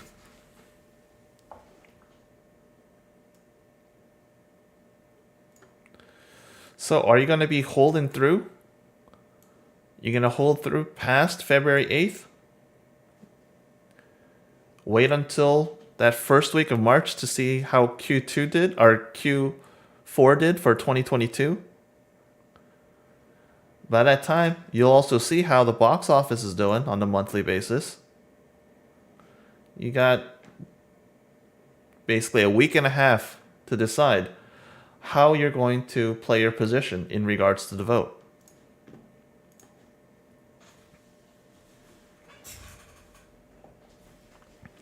So the way I see things is that right off the bat, Ape worth 232, but it has no options. No regular options. AMC has 536, but it has options. Using current values, current share count, shares outstanding, 342. Most likely it would seem that, you know what? Look at the options, look at how they're trading, look at the pricing of it. How much is factored in? What's the IV looking like? What's the delta? What's the theta? What's the vega? What's the gamma? What's the delta? Look at all the Greeks. And does that options pricing make sense to see a potential drop down to, let's say, 341?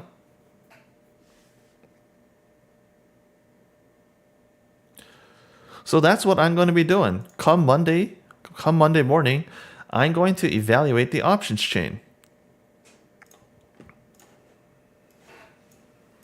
AMC options chain. You know what? I can actually pull that up. Let's pull up on NASDAQ. Let's look at the March options. Let's look at calls and puts. Let's look at all of them. I like to play with the more liquid ones, so March 17th. So that's right after the shareholders vote. You got calls on the left side, puts on the right side. You got the strike prices here. So how are they priced? $6 puts. So it'd be in the money. 287 was... Oh no, oops, clicked on it wrong. I gotta redo this again.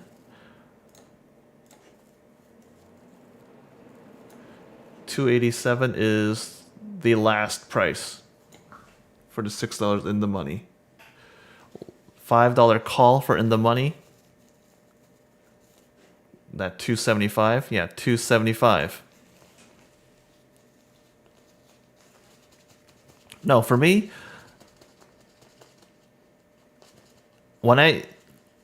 I love to play options. I don't like to play shares. Shares will be there in my long-term portfolio. So when I'm doing scalps, when I'm doing day trades, when I'm doing swings, with the current market environment, I'll be frank, my investing strategy, I rarely hold through the weekend, rarely hold through overnight. I tend to go in a position and get out of it, in and out within the same day.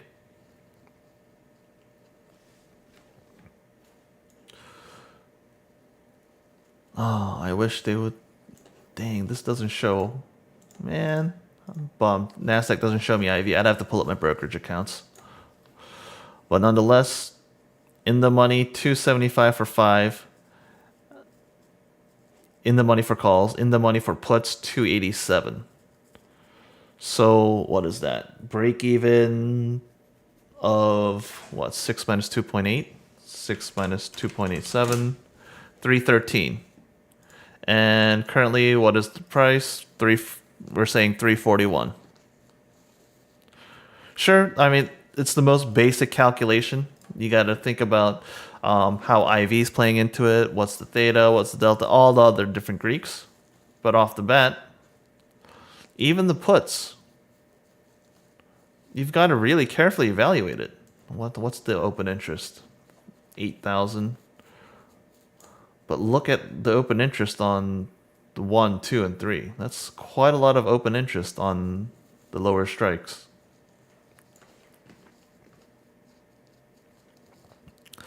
So it's quite interesting. I'm going to be doing my crunching for the options chain because I want to be playing options on this situation. I clearly see a situation of an arbitrage, but I'm not going to be playing with shares. I want to be in and out the position. I don't want to have to use margin on my day trading account. I want to stick with just regular cash account on this and play the arbitrage. So if I do make a trade, I'll disclose it. But I'll be frankly clear right now, I have no position, but I do plan on entering in a position probably come Monday, if not Tuesday. I'm going to be paying close attention to the options chain and seeing if I can play this arbitrage opportunity that occurs.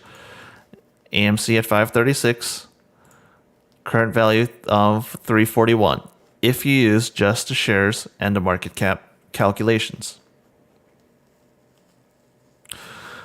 But nonetheless, the things I want to reiterate for the folks joining in late, when you vote to approve this, the shareholders meeting, when you're voting to approve for those 3 proposals, you're authorizing 550 million shares of Class A common stock.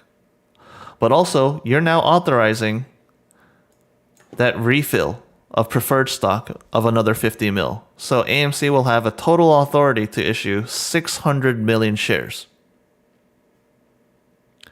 Think about that.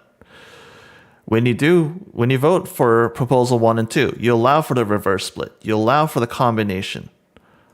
That brings down your total outstanding down to approximately 144 million shares.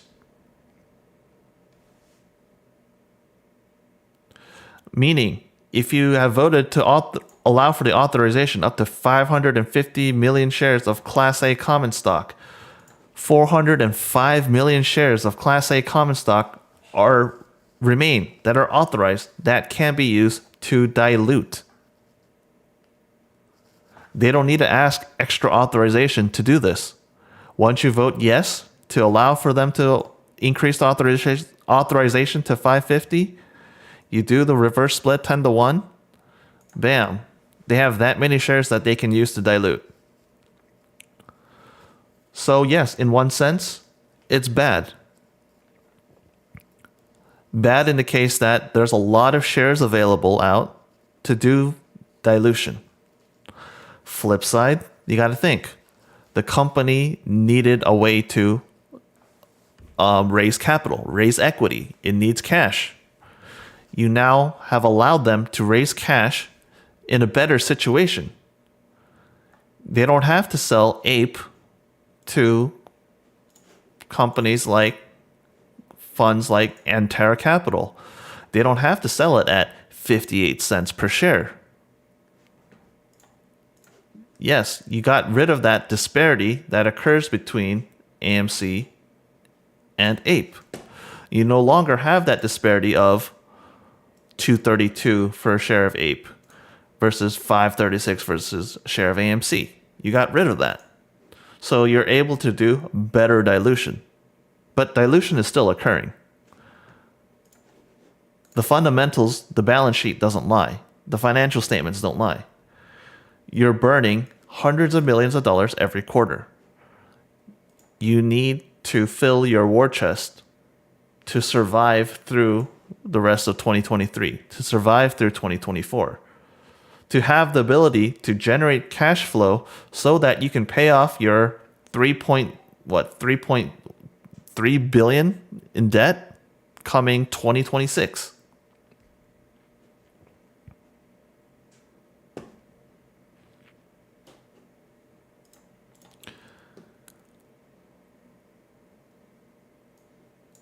So much like my the voting video analysis I did, allowing for AMC to combine, to do the reverse split, to do the authorization of more shares, you allow them to raise capital, to raise money at a better rate.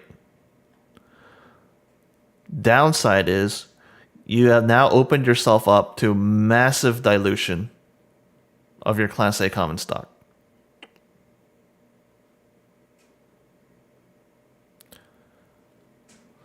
So what happens? Let's say let's not even consider that the institutions don't have the votes, that the proposal doesn't go through.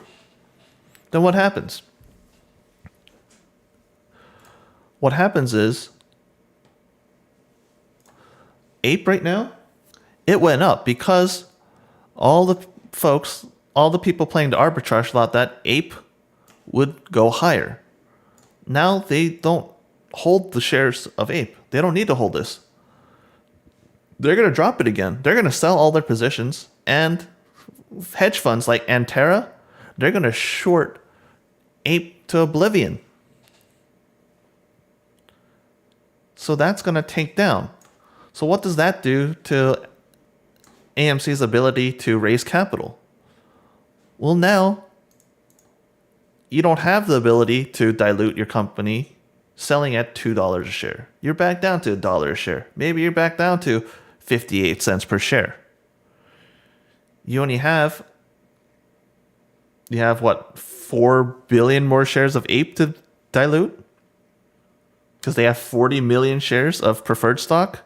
Remember, they had 50 million shares of initial preferred stock back to that 2013 proposal. They used 10 million of that to create APE. 516 was for the initial APE dividend. 1 share of AMC equals 1 share of APE dividend.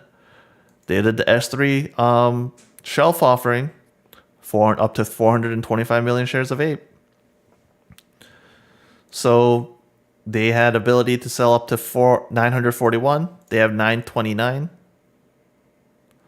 Yeah, they're going to authorize more APE to be sold. But now you're going to be selling millions and billions of shares to raise money so that you can survive. And at that point, when you have another vote, your Antera, which owns, what was it?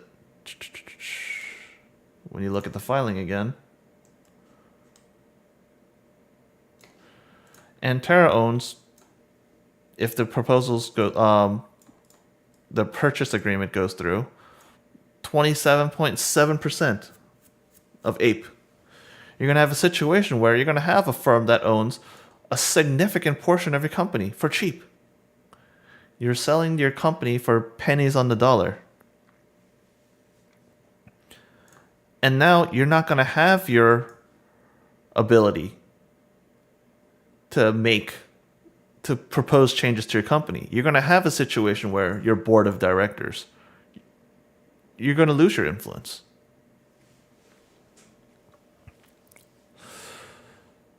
So let's see. Let me catch up on the chat here.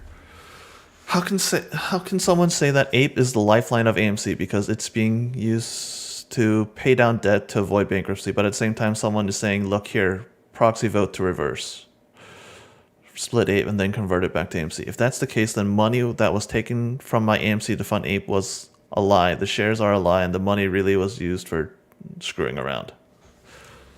No, the initial purpose of APE, it was a whole dilution vehicle. It's a way to raise capital because shareholders voted, they were strongly against the authorization of additional shares, to authorize more shares to be diluted for Class A common stock. Adam Aaron said, oh no, you know what, I pulled that proposal. But it's because so many folks came out and said, no, I don't want you to dilute my shares. Well, the company needed money, or they would go bankrupt. If you go bankrupt, all the investors, all the shareholders, they lose all their money. So guess what? To keep the company running, they used APE. Ape was a way to keep the company operating. So that part is not a lie. It's fact that they needed to create Ape.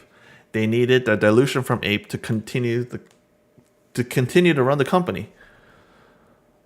But in the end, the whole situation of the dividend, that's the ironic thing, the way they classified it as a dividend, it's not something that's really beneficial for folks who got into AMC as a squeeze play. Even for a long-term investor, all this has absolutely destroyed your value, your equity in the company. You own far less percentage of the company now. Your shares are worth far less. You sold a put for a $1 strike. Hopefully AA doesn't dilute the company to less than $10 post-split. No, that's not... $1 put? No. I don't see it getting destroyed down to $1 post-split. Oh, no. You're playing pre-split options. No, I don't see it going down to 1. But I do see... as the value of AMC drops, that put value, that contract value is going to go up. So I think you'll be safe from being assigned. That's my thought. You'll be safe from being assigned. So having to buy 100 shares at $1 each. And even then, I mean, if you're buying at $1 each, that's not too bad. Minus whatever premium you paid, you were paying for, you got for it.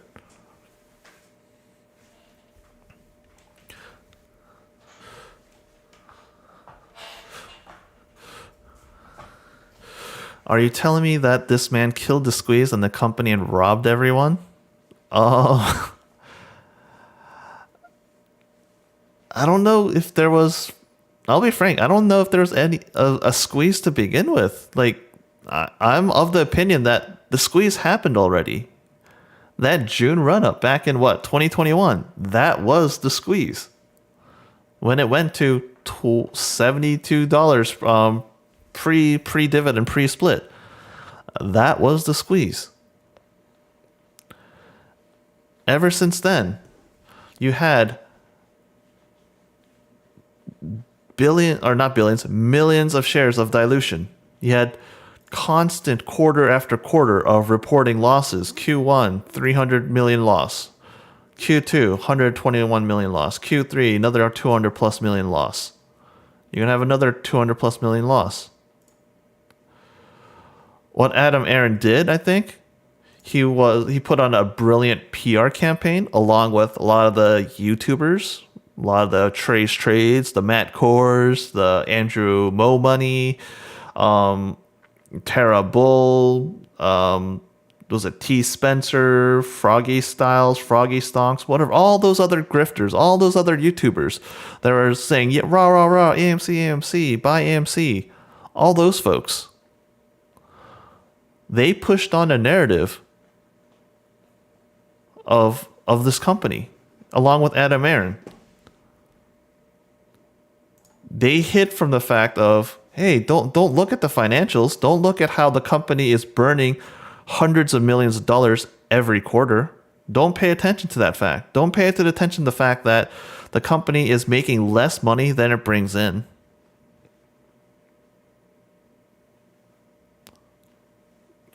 They gave you the theories of, oh, look at these naked shorts. Oh, this crime, this manipulation. Adam Aaron was just able to market that, able to spin it. Basically put on blinders to you to the fact that, oh, don't look at our balance sheet.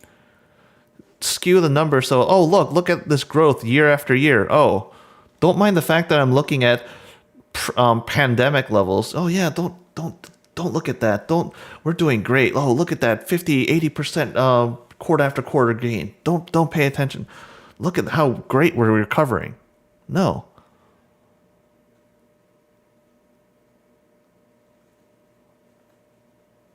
Basically, he kind of did rob you.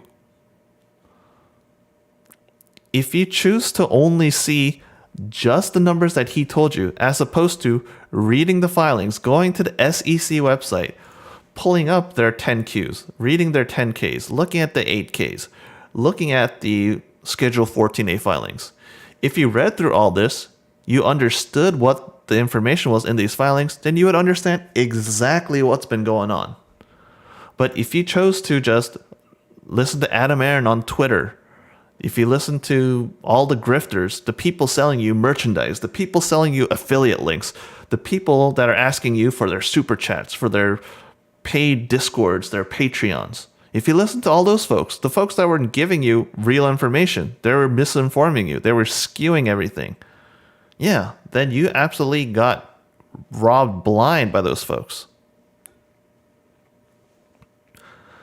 So that checkmate, that I ride with you, no, the people that got checkmated are the folks who bought the stock at $72. It's the folks that continued to hold the shares when it got pushed down to $4 or $5. The folks that didn't choose to do options plays, at least to minimize, to mitigate their downside.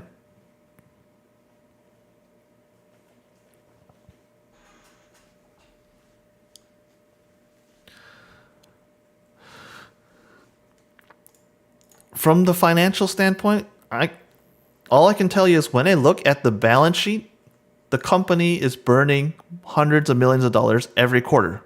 That's clear as day. You can look at how the movie industry is doing, the domestic box office. If the recovery speed isn't there, you can certainly understand that the company of AMC is not going to be doing well either financially. Because the company burns more money, it costs them more to operate their company than they bring in revenue, means they're losing money. There's only so much money that you can borrow. There's only so much money that they have in their bank accounts. As it gets lower and lower, what's the company going to do? They're going to dilute.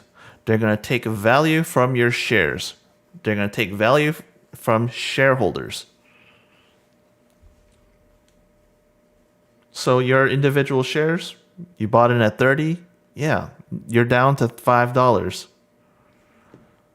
The current calculation, 341. You do a reverse split times 10, yeah. Oops. Yeah, sure. It's $34 a share. But guess what? You have 10 times less shares.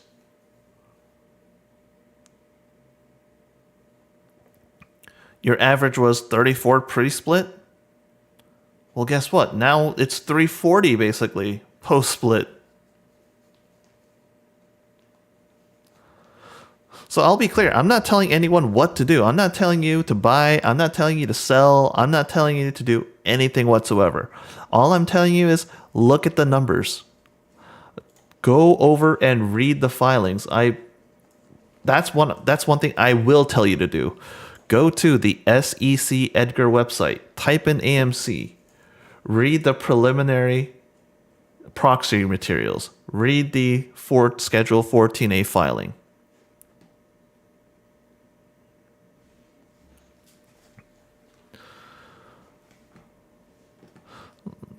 I'm going to catch up on chat real quick.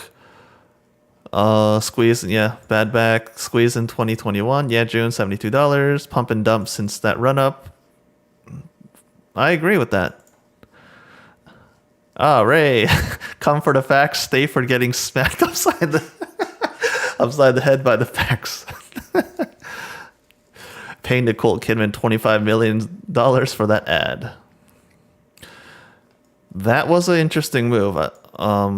That was a lot of money that they spent in PR for Nicole Kidman. I don't know if that was wisely spent money. I don't know what's the target audience when you hire an actor like Nicole Kidman. What's your age group? What's your audience that you're targeting? Are you targeting the teens? How many teens know Nicole Kidman? The 20s? How many people watched the video of Nicole Kidman? You're aiming for the older generation. But was that 25 mil worth it? Did that generate enough sales? Did it generate enough ticket sales? Did it bring in enough people to the theaters? Where were those advertisements shown? I don't know, all questions. As a shareholder, those are the things I would be asking. If you're spending all that money, you diluted this company, raised billions of dollars. How are you spending that money? That's the question I'd ask. As a shareholder, if you own percentage of the company, you should want to know, how are the executives spending that money? Is it being wisely spent? Or are they wasting that money on useless investments? Are they investing that money into a gold and silver mining company that won't turn a profit for a couple years? Does that make sense? When your company is burning hundreds of millions of dollars every quarter, does it make sense for you to invest in something that won't turn a profit for several years down the road? Does that make sense? So let's see. Question from a viewer. Do you want to put up a best case scenario for a bag holder exit strategy? Exit strategy for the company. I can't tell you how to play this. All I can tell you is how I am thinking about playing it. So this is all under the assumption. So right now, you have Ape, you have AMC. These are the current prices of the stock. I'm going to zoom in. 232, I'm looking at after hours basically for Ape. 536 for AMC. Oops. That's the rough price. We're saying that arbitrage opportunity. You calculate the market cap of Ape, calculate the market cap of AMC. Total value of the market caps divided by the total shares outstanding between AMC and Ape. You're getting $3.41 per share.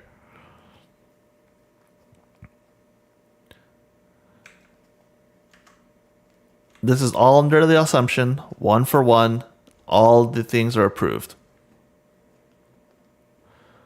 What does that tell you? That means AMC, if it's worth 536, it'll soon be worth 341 before the reverse split. Ape, if it's at 232, well, yeah, it'll go up to potentially 341. That's the assumption if the current value right now, if that holds. That's only if that holds. The market is saying, you know what, the combined value, outstanding shares, the company is worth per share 341. Now, depending on what sort of news there is there any good positive catalysts? Are there any negative catalysts? That can also change how to play this. Is the stock undervalued at 341 a share? Or is it still overvalued at $3.41 a share? That will certainly affect how to play AMC if you want to play it. You can play it the shares way or play it with options. Ape, you're only limited to the shares. The way I would think about it, I see that AMC has far more to go down.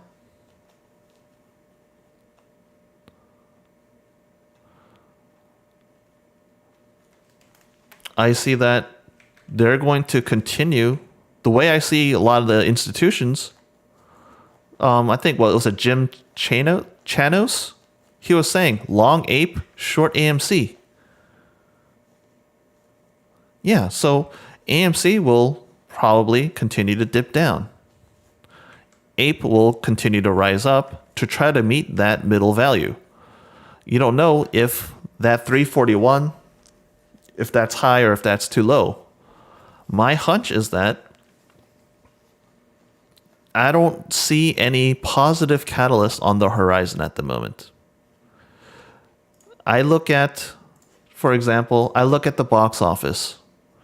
I can see how January is doing. I can see how Avatar did. Let's pull up. I can see how all the other movies did. Megan, Puss in Boots, Man Called Otto, Plane. I can see how all these movies are doing. I can look at what are the movies that are soon coming out. Are there any big blockbuster hits coming out in February? What else is coming out? I don't see anything. I'm going to go back to my movie breakdown list. February. Nothing until basically mid-February. Magic Mike. Is that going to be a massive hit? I don't know. Ant-Man? Okay. That's another Marvel thing. But is that going to be on the level of an Avengers? Is it going to be on the level of a Thor? As far as I know, Ant-Man was never as a big hit as the other big ones. Nothing like an Iron Man, nothing like a Black Panther, nothing like an Avengers Endgame, etc. So I don't see another big hit like an Avatar. I don't see another big hit like a Top Gun Maverick. You got some with name recognition: Creed, Scream, Shazam, John Wick. But that's all not for what? Another full month. So I don't see positive catalysts down the line. So I see that perhaps maybe even this current value of 341 is overvalued. So I could see a situation where, you know what? Ape right now, or AMC, Class A common stock, that's way overvalued. The combined value right now of 341, even with the combination, far more downside. Nearly $2 worth of downside, plus I think 341 is still overvalued.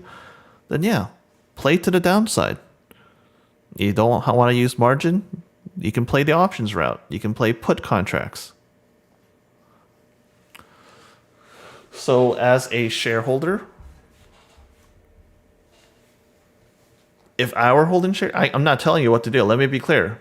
But for me, if I were holding shares of both AMC and Ape, I see far more downside on AMC than upside in Ape. So I see playing AMC would be better, in my opinion. So you're telling me you would sell Ape, you would sell AMC, you would buy Ape, wait for the conversion, and sell all the converted AMC Ape and move on.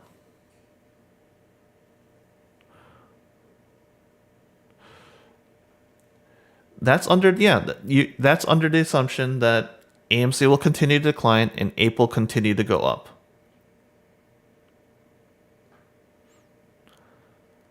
I wouldn't really disagree with that notion.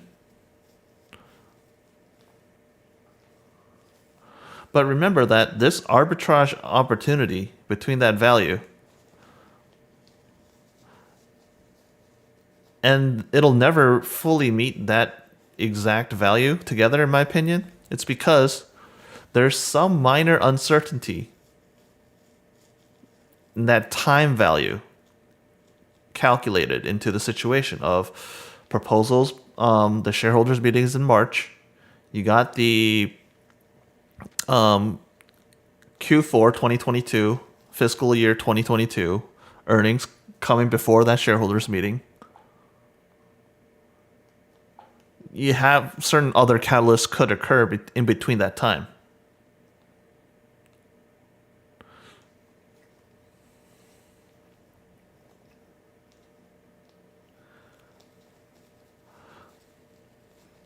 So so I'll be clear. I'm disclosing this. I'll be clear again. The way I'm thinking it is, I would play AMC to the downside, and I don't like playing shorts. I tend to not do shorting of a company. I'll play put options when I'm doing trading, when I'm doing a lot of day trading, swings and scalps. So I'd be looking into put contracts on AMC. I'd be looking into the March contracts of AMC puts. If I had shares, I'd be looking of, hey, I'm thinking there's more downside to my AMC shares, so get out of those, cut what I can, and you know what? Ape could be on the upside. But I don't like swinging through shares, but just because of the settlement process. So option settlement is far quicker when you do cash accounts, when you choose to not use your margin. So play options on AMC. That way you're able to maximize your profit. Sure, you have far more risk. That risk percentage certainly goes up, but at the same time, the amount of capital you need to invest, put into the play, is far less. But your reward is also potentially greater.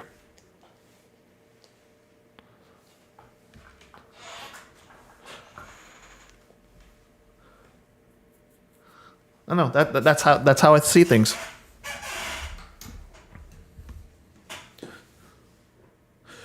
I honestly think that the votes are there. I think that looking at how much shares Antero owns, Vanguard owns, the directors, BlackRock, all the other institutional holders, the big institutions, the other hedge funds. When I got stuff like my ETF tracking, look at the 13Fs, look at all the different places, State Street, Geode Capital, Northern Trust, Schwab, Nuveen, Bank of New York Mellon, etc. Look at all these institutions. They're more likely to vote yes for this proposal. When you look at all the shares Vanguard has, that 48 million,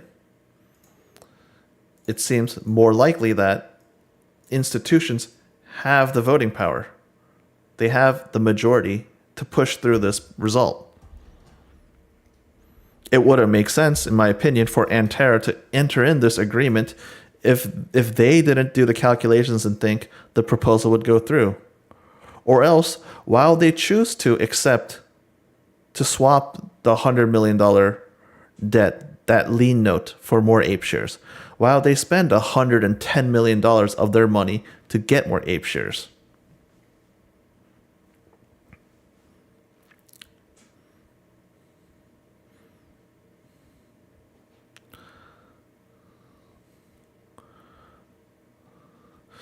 So let's see.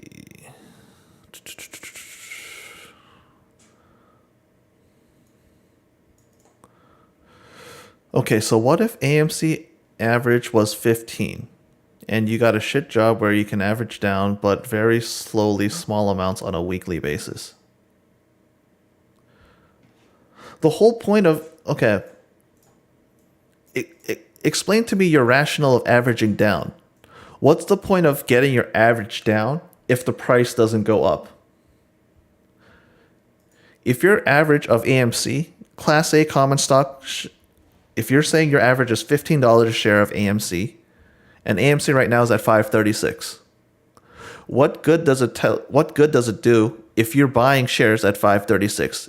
If the price of AMC doesn't go up from $5.36, it doesn't matter what your average is. You're still losing money. Averaging down only makes sense if you hit the bottom and the price goes back up. Sure, the amount of money you lost per share is lower, but that doesn't reduce the amount of money you've lost.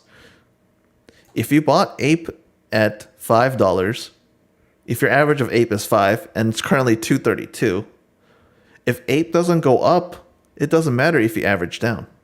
If Ape drops down to 2, sure, if you're able to lower your average from $5 per share of Ape to $4 average, but if Ape drops to 2, you're still losing money. You're losing more money.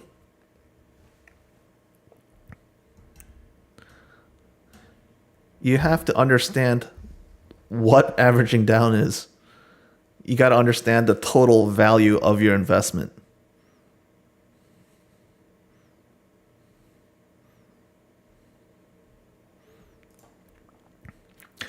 But yeah, that's really my thoughts and analysis of this 14A, the preliminary proxy statement for AMC. The way that they've structured the vote, the way they have the three proposals, it's an all or nothing situation. You've got to approve for the authorization of more shares. You got to approve for the reverse split. Both of them need to go through.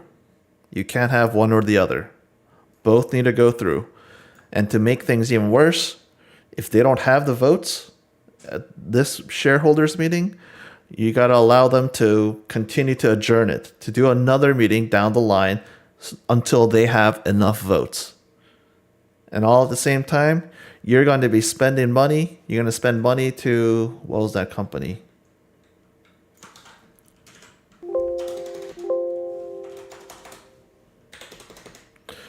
You're going to pay DF King and Company. You're going to give them $15,000. You're going to bear the cost of all the proxy solicitation. You're going to spend all that money. You're going to pay that company for the preparation, the assembly, the printing, the mailing, the distribution. You're going to spend money on constantly getting more and more meetings, more and more materials that you need to print out, send to shareholders. Spend time to solicit votes so that your proposals will go through.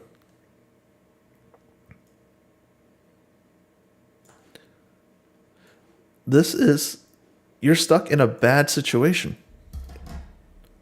But my point is, looking at my numbers, I don't think it even matters. But that's according to my calculations. My calculations, I think that it doesn't matter how the retail shareholder votes. You could disagree with me on that.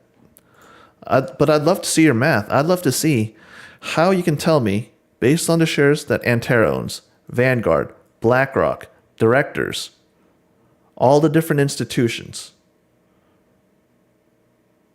show me how they don't have the majority votes needed to push through these proposals. And then even if in your scenario, I give to you that they don't have the votes, to say that that's in the best opinion of the company. When you don't allow for the authorization of more shares, to allow the combination, to allow the reverse split, you're now telling Adam Aron, you're telling AMC as a company, I'm not letting you dilute shares of AMC common stock Class A. I'm only going to let you dilute shares of APE. So you're going to have more situations of companies like an Antera Capital. They're going to short APE. They're going to constantly attack APE. They're going to limit your ability to raise equity for the company. Your company is burning millions of dollars. It needs money to survive. My calculation was ending Q4, after all that dilution, after all those deals with Antera, at best, they'll have $642 million. Sure, that number will look little less than $684 million they had Q3. I bet you Adam Aron is going to push this. If there was a wager of real money, I would love to put on a wager of how Adam Aron is going to talk about, either him or Sean Goodman, their CFO, would talk about how much money they got cash on hand, how it barely decreased. But they're going to glance over the fact that, you know what, they probably burned another $200+ million in that quarter. You can look at how the current box office is doing. 500 million domestic box office gross.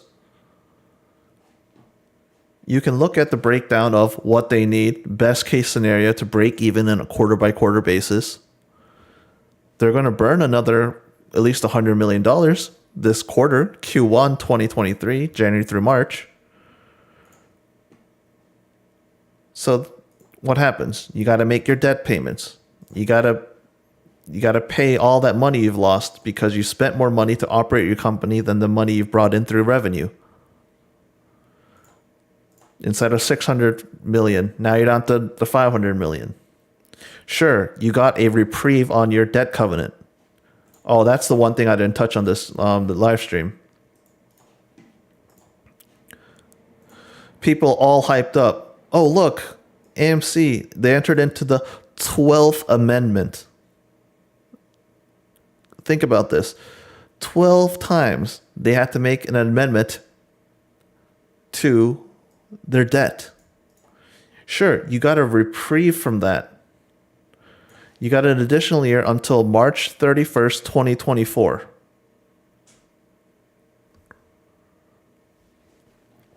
Are you even going to have enough money to survive as a company till 2024?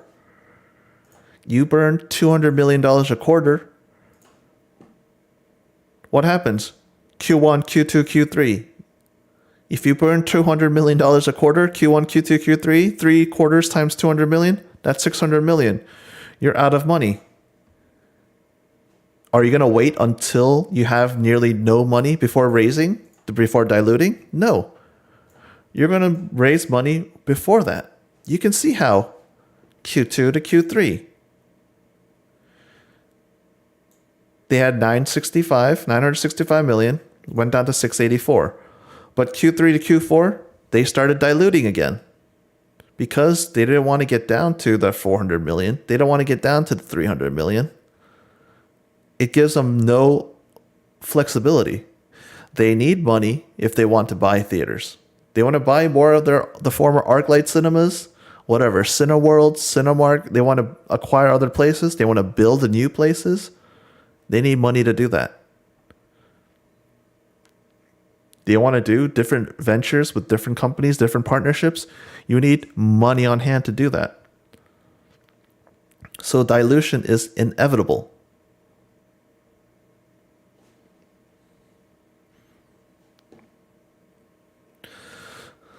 But yeah, the proposal's kind of screwed, especially with the way they've classified it. The biggest fear is you're allowing them to dilute a whole lot of shares. You want to hold Aaron's feet to the fire? You want to hold him accountable? Get him to promise then, hey, I will not dilute X amount of shares by this point. Was it 2 years ago you were able to get him to say, oh, I won't dilute? I won't sell my shares? You want to hold his feet to the fire? Up that amount then.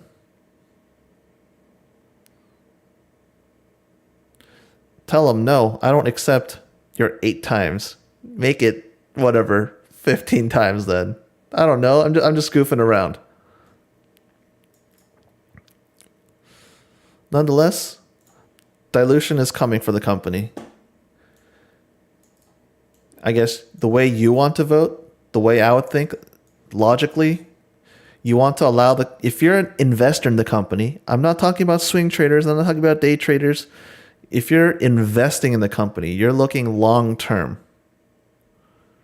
You want to offer the company a way to generate more equity, but give less ownership away. And to do so, this voting for the proposals makes sense, in my opinion. You eliminate the disparity that occurs between AMC and APE. You're able to get far more money out of selling a share of your company when you sell it through AMC plus APE versus selling it through APE. But yeah, that's my thoughts. I think I've repeated a lot of the points plenty of times. But hopefully everyone understood the points I was making. If you have any other questions, leave them in the chat. I'm going to catch up on chat right now and see if there's anything that was missed. That was a big thing.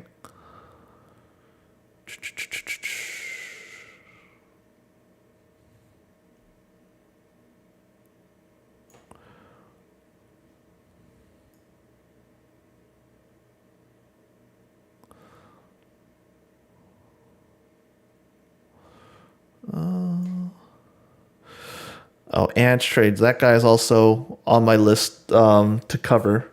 Yeah, for the folks who might have not seen my recent video, I got a list right now. I got a list of folks I'm going to cover. All these not all of them are grifters. Not all of them are pushing out bad information and stuff, but this is a list of a lot of YouTubers that cover AMC. Keenan Grace, Market Gains, New York Angelo, Thomas James, Moneymaker, B. Hayes, Jeffrey Forbes, Simulate and Trade, Ape Father, TMI, Creative Investor, Common Sense Investor, Teddy Zane, Boss Blunts, Al from Boston, Tony Denaro, Donahue George, Bigums, Lottery Stocks, Casey Shaw, Scavenger, Randall, Frankie, Morantz, Adam Lewis, Marine, Data Zero, Stocks and Crypto Plays, etc. You got a never-ending list of all these YouTubers covering AMC. A lot of them are giving you false hopes. They're not giving you the real information. There's a few people that are more reliable than others.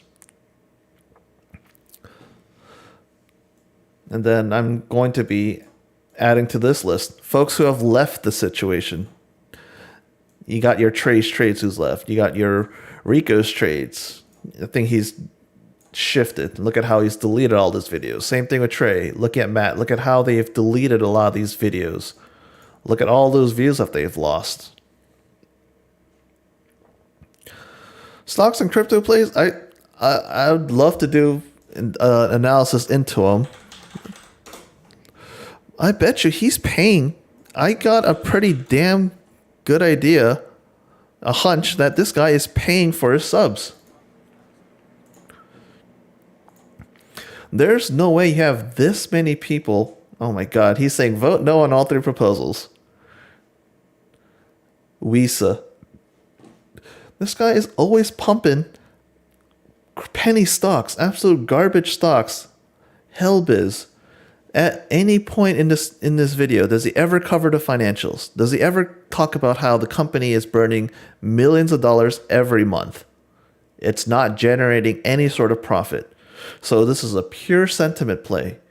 CEO just jumps into the whole situation of, oh, let's fight the naked shorts with Roger Hamilton. That guy apparently, I've seen some rumors saying that he was sued multiple times overseas because he was scamming folks out of money. You see a lot of scammers even in the education world. You got tons of folks setting up companies, setting up education courses, hiring people that are not qualified, overcharging them, saying that, oh, you got highly qualified people, reputable people with certifications and all that. A lot of scams. So the same GNS, HLBZ, all this junk. But you know what? I got a little bit of time. Let's watch a couple videos. So let's watch what this guy has to say. He has 3.7K views. When did he upload this? He uploaded this yesterday. New QSIP number will not force naked shorts to cover. Visa did this exact thing and it crashed 20%. You ever take a look at what Visa's financials look like? I think Visa was what was it? Lou versus Wall Street, one of his special little things. Right here, Visa Technologies, SEC Edgar. I'm going to pull up all their 10Qs and 10Ks. Why do they have an issue with filing their financial statements on time? Inability to time file. Inability to timely file. Inability to timely file. That's in 2018. Recently, inability to timely file. Why do they have this issue? Look at the company. Go right into their financials. What, $2.6 million cash on hand? How much money are they losing every month or every quarter? Last quarter, they lost over $4.6 million. Your company in revenue, net revenue, did less than $1 million, but your company burned more than $4 was it $4.6 million. You brought in less than, let's say, I'll give you a generous $1 million. It cost you nearly $800,000 to make that $1 million. Your gross profit is $130,000, but your net loss is more than $4.6 million. You have $2.6 million left cash on hand. You think this is a great company to invest in? This company is, I'm surprised it's not gone bankrupt yet. So it's going to dilute, right? I bet you dilute, or it's going to borrow money. You're going to borrow money in current markets where interest rates are continuing to rise. You're not profitable. At what point are you going to be profitable? And you're telling companies, or you're telling investors to buy into a company like this? This is, you're leading a lot of folks to slaughter. What you're doing is, it's a sentiment play. You're hoping that retail pumps into a stock. You're no different from the scumbags of Atlas Trading. You're establishing your positions super cheap. Then you go on your social media accounts and you tell them, hey, go buy this company. It's going to do great. Then if you were smart, you're still a scumbag though. You're going to sell when you get dumb folks buying into the stock they got no clue about. They didn't read the 10Q like I'm doing. They got no clue what the hell the company does. They don't know what the business model of the company is. But you know what? They bought into it because, hey, you know what? You told me to go buy it. And this guy is probably people like him are going to sell their shares once the company gets pumped. You get that 20, 30, whatever, 80% run. You get all that stupid FOMO. And once again, you get another situation where you lost millions of dollars. Or not, you're probably not spending millions, but hundreds, thousands of dollars. It's ridiculous. So you know what? I'm going to watch a video for this guy, but it's so terrible. It's absolutely insane. But he's going to vote no on the proposals. Welcome to Stocks. Whether we want to allow Adam Aaron to go. So there's an article that was released to vote on the following proposals: to increase the authorized number of AMC common shares to... Why are you not pulling up the official SEC filing? Looks like he's pulling at some news article. According to AMC's management's most recent statement. Yeah. Are you not smart enough to pull up the SEC filing? Are you not smart enough to pull up this Schedule 14A and read the damn filing? I don't think so. This guy drives me nuts. To allow the conversion of A would turn into market opens, it'll crash 30%, 40%, 50%, something like that. And I have what would happen. Yes, the price would go up very temporarily, probably for like a minute. It would stay that high price for like a minute, and then once the stock market opens, it'll crash 30%, 40%, 50%. How is this any different from your scumbag plays, stocks and crypto plays, when you push a company like GNS, when you push a company like Visa, you push a company like HLBZ? What's the difference? You get those run-ups.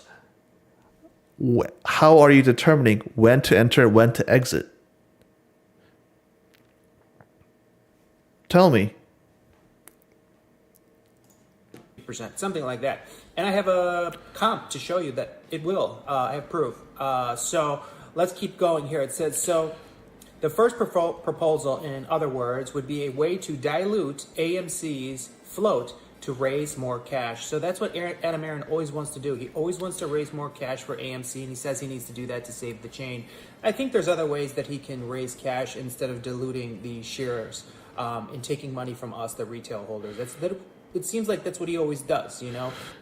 Yeah, because that's the only option he has. He thinks there's different options. Do you suggest any options? Do you look at the 10Qs? This guy never pulls up those official filings. I have yet to see him pull up something official like the Schedule 14A. I have yet to see him pull up something official 8K filings. He's always pulling up he's pulling up news articles from different websites. I don't think he never reads through the official filings. He gets something like an S3. He doesn't understand what the hell it says. He doesn't read it. He sees all this legal jargon. He doesn't attempt to read it, to understand it, to really understand what it's saying. All he's content with letting other folks analyze it, hope and pray that their research, their interpretation is correct, and then he's going to go on YouTube, make a video, and say, "Oh, look at the DD I did." You're getting information secondhand instead of firsthand. You're not getting it from the original source. So if this article, if their interpretation, whoever wrote this, is wrong, how is your conclusion going to be correct? Yeah, maybe God will give him the cliff notes. God, this guy's always saying, "Oh, God told me to go do this. God told me to like this, to buy this." Hey, I got no problems. If you're religious, power to you. You believe in a certain religion, you're Christian, you're Catholic, you're whatever, you're Mormon, you're Muslim, I don't care. Your religion, your belief, okay, I got no problem with that. Don't force it on me. You want to tell me if this is true or not? Show me the facts. Show me the evidence. Show me the proof. Show me the data behind it. Reputable sources. When we saved the company, AMC stock went up and he sold 40 million shares. He profited and we suffered because the stock went down. Then AMC... Hold on, what? Adam Aron sold 40 million... Did he sell 40 million shares? He made $42 million. He only sold 1.2 million shares. This guy's confusing his numbers. He started to run again. We got up to $30, and then he put out this ape dilution scam. It's really what it is. He put out an ape dilution scam and stole money from us retail investors again. So he's always looking for ways to... He didn't steal. He didn't scam it. Look at the financials. For God's sake. I've been calling this guy out. I've called him out a couple times on Twitter and through YouTube. Obviously, I'm a small guy. He probably doesn't pay attention. He totally doesn't care. He's all about his reach, all about that grifting. Let's see. Does he push his... Where's his affiliate link?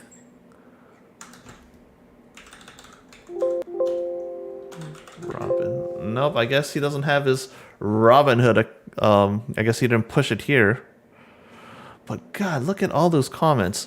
He has 3,700 views, but he has 261 comments.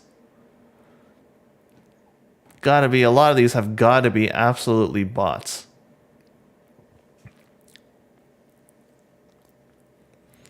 I remember your video about Visa going to the stratosphere, but there's no way anyone could know they were doing a reverse split. HLBZ went down 20% instantly today and no halt to slow it down. I appreciate your effort on these videos. Bot. Visa proved it for me.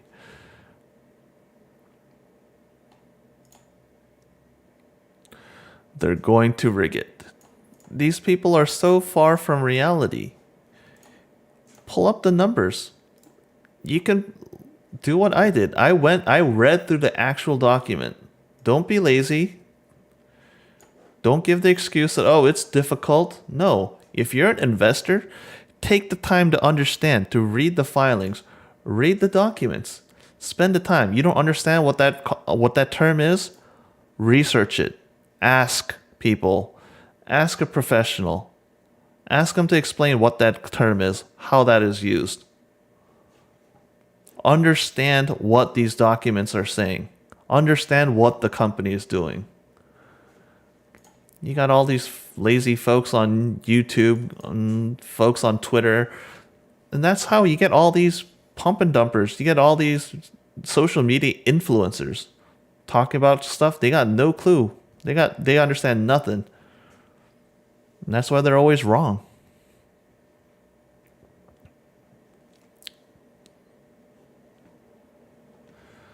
Oh, it's interesting. This guy also caught on to what a statement I made. Delaware law requires AMC and Ape because you have two different voting class shares to be counted separately. Will AA violate Delaware law? Yep, that was interesting.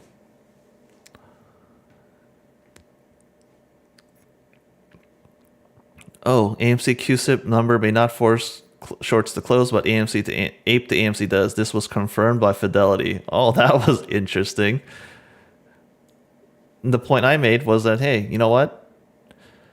Retail folks, they might. Institutions, I doubt. Oh, he says, no, it does not.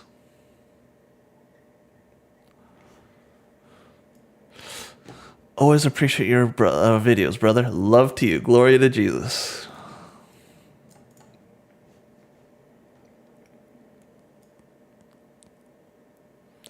Thank you for the excellent information. What information does this guy provide? He gave you folks nothing. Share the video. I'm voting. No, I need all my shares. What day exactly is the vote? See, you got folks that they don't spend the time to even look at the damn filing. You got people that don't do the basic research. Oh, let's see. Retail doesn't have enough votes to make a difference anymore. Adam Aaron already sold Antara Capital way more than enough Ape shares. What does he reply? I should just delete your comment or report you. Last warning. And wow, they want him to boot him out. No proof. This guy's just because you don't agree with them, you know what? I'm just gonna report you. I'm gonna delete your comment. I'm gonna warn you. You're deleting truth. Go ahead and report me. Props to you. Holy guacamole.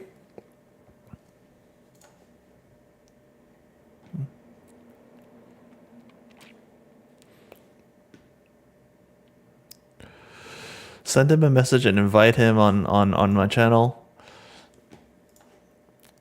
I've tagged him. I've tweeted at him multiple times, saying that, hey, I love to talk. I love to debate. Not a single reply. No engagement on anything. Maybe some of his blind followers. I know they were commenting on my videos before.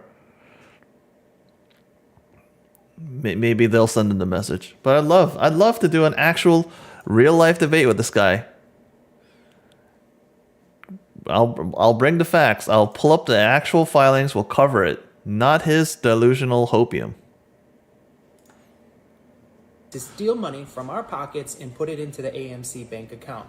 And then now here's his third option. Now he wants to take money from us yet a third time. Are we going to let him do it? I'm saying we need to vote no on all three. And if we vote no, there's going to be some good things that happen, okay? We're going to get our MOAS. Oh, hold on, what? Some good things that happen, okay? We're going to get our MOAS. We're going to get our short squeeze. You're going to get a MOAS, you're going to get a short squeeze because you voted no to the proposal? Based on what?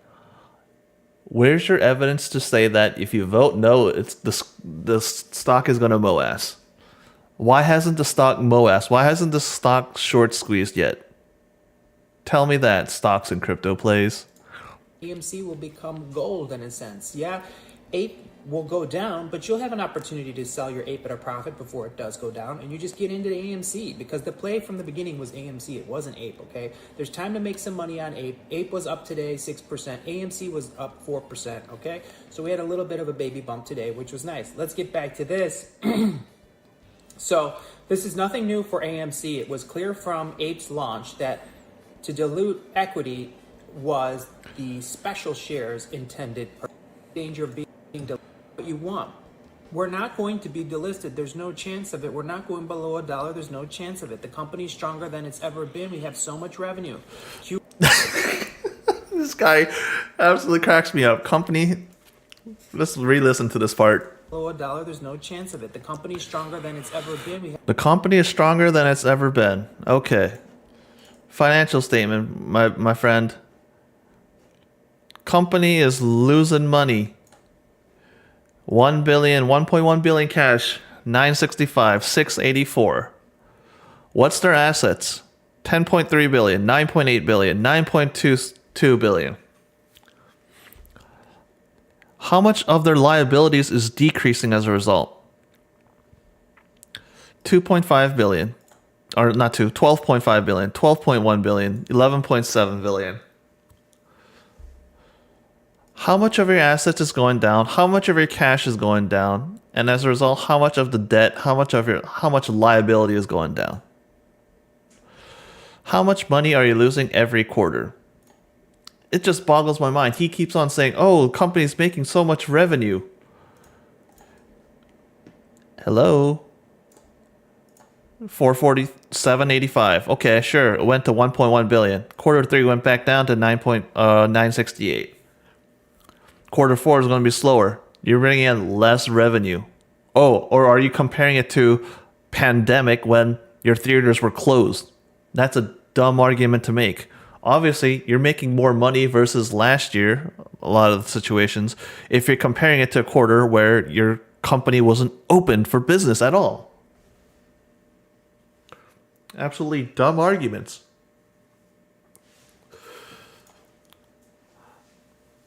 Look at the box office. 2022. How's that compared to 2021? Oh yeah, it did so much growth. Yeah, because look at all those months where most of your theaters were barely open. They were closed. Compared to your pre-pandemic 2019, 2018, 2017, you're making 11 billion domestic box office. 2 billion, 4 billion, 7 billion. Yeah, you're bringing in more revenue, but you're still far below your pre-pandemic levels, and you're still burning cash. This guy, absolute scam. We have so much revenue. Q4 is going to be one of the strongest earnings we've had in probably 2 years, 3 years. Strongest in 2 years. Oh, I got a clip. Can I clip it? Oh, yeah, I'm going to clip this later. But he's saying Q4 is going to be the strongest in 2 years. Q4 is going to be one of the strongest earnings we've had in probably 2 years. Sorry to say, my friend. Your Q4, 1.7 billion box office. That was slower than Q2, slower than Q3. Years, probably, possibly. So just stop with that, okay, Aaron? Now back to this. We have a vote coming up very soon in March, so we have to know what's going on. There's one more piece of the article I want to share with you, friends. It says, reverse stock splits are often performed when the share price of a stock has fallen too far and is trading at or near penny stock levels. That would be $1. You're saying vote no on all 3 proposals, but you're barely giving any information. Do you cover when this special meeting is? Do you cover the exact date, March 14th, 2023? Are you telling them what is the record date? Record date, February 8th, 2023. Are you telling them that? Are you telling them the exact proposals, what is going on? No, you don't cover any of that information. But you know what? Trust me, I'm gonna put out a video. Just vote no. Trust me, bro. I got the answers. That's what you're telling them. And below. We're nowhere near that, friends. AMC shareholders will be called to vote for approval of the reverse stock split. They'll also need to give their approval for AMC's management plan to convert AMC preferred equity units into AMC common stock. So if that happens, if they convert APE into AMC, it's going to dilute the AMC share float and the price will go down. In addition, AMC's management will put a vote and it to increase. Hold on. He doesn't even understand this damn situation. In the authorized number of AMC common shares. So they want you to give them approval to issue more AMC shares and dilute AMC stock even further, which would make AMC stock share price go even lower. They will take from you and take from you and take from you endlessly, friends, unless you say no.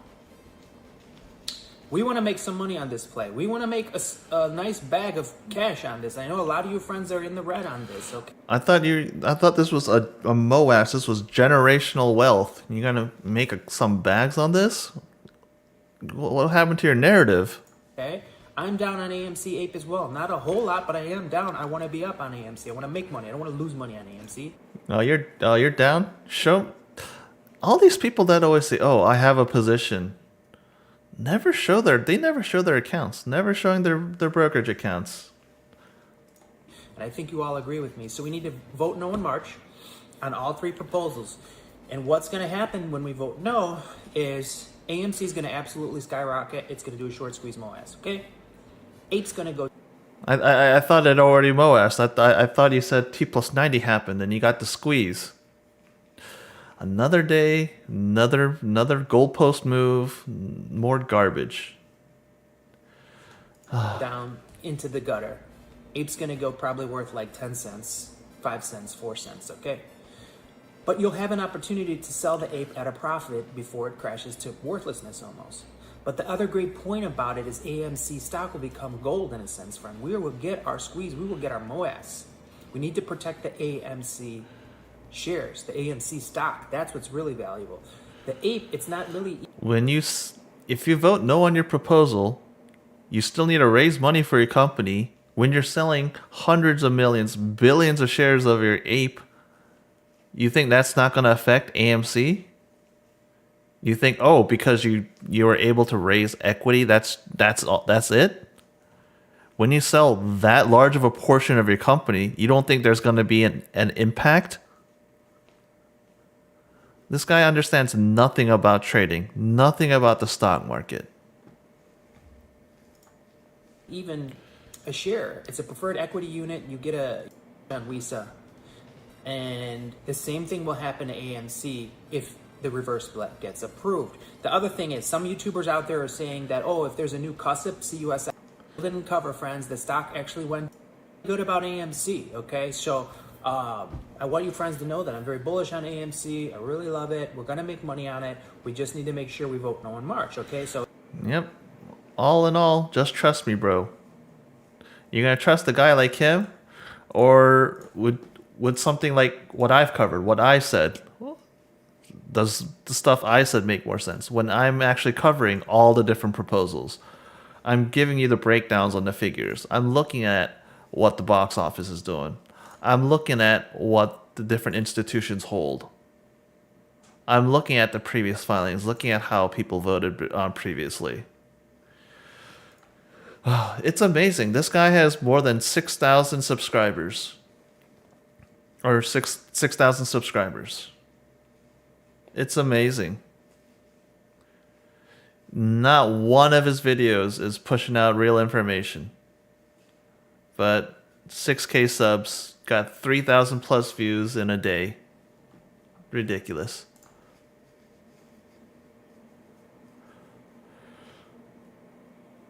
Oh, Tony De Niro.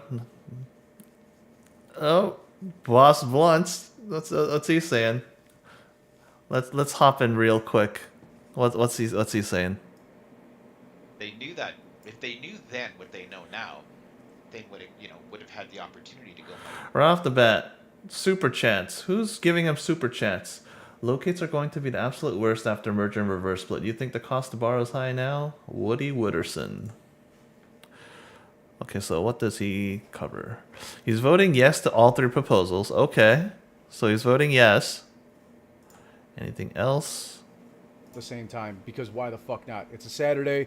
Cheers, my friends. We're gonna be filthy fucking rich, and this is an adult channel, so if your children are around, you should probably. He's gonna be rich. You're gonna be rich. Go somewhere else. Anyway, Pantheon, thanks for being here with us, my friend. I just got this up on the on my screen right now. The AMC proposals vote is going to be 550 million shares of common stock. Right off the bat, can take proposal 1. We'll talk about this. Then we can put that aside and look at separately proposal 2, okay? Because they're linked, but they're also not linked. We'll make that clear to everybody. What this is doing is it's in the company charter back in 2013 when AMC first incorporated as a company. It had in that initial public offering back in 2013 the ability to sell up to 524,173,073 shares of Class A common stock. We all refer to as AMC versus APE, right? The AMC stock. And that has always been there from 2013. they're looking to do on item number 1 is just increase the amount of the authorized shares. And remember, everybody, there's a big difference between authorized shares, issued shares. Authorized shares is the amount of ammunition they've got. Issued is the ammunition that they've used. It's going to jump up to 550. Giving them an extra 25,826,927 shares that they could sell up to the company. Okay. Well, good. Yep. So Sweet. it's a slight So increase let's in the put- number of shares available. Slightly, see, love it. They absolutely don't understand. Oh, sure, it went from 524 to 550. It's a slight increase. You don't consider the fact that your float, your total outstanding, is down to 144, but now they have an ability to dilute 400 million more shares of AM Class A common stock now. Once the proposal goes through, you're voting yes for it. Do you ever explain this? What guy talking was Pantheon, I think? I'm going to just take a quick look here in the chat if anybody's confused by that, but it's just the authorized shares. Authorized doesn't mean they've been sold. Not even able to be voted on until they're issued. Everyone's cool on that. So, Proposal 1, put that aside now. We'll take a look at Proposal 2. Proposal 2 is the big one. It's to approve an amendment to the Certificate of Incorporation to basically put forward a reverse stock. Really? 2 is the big one? These guys have no clue. How is Proposal 2 the big one? Proposal 1 is the massive one. I mean, they're really both tied together. You're going to allow for the increase to 550 all at the same time. You've reduced your outstanding down to 144. Including Proposal 1 and 2, you've now also authorized, basically back again, another 50 million shares of preferred stock. They're able to, if they want to do that same 8 special dividend again, well, guess what? They got the ability to issue preferred stock once more.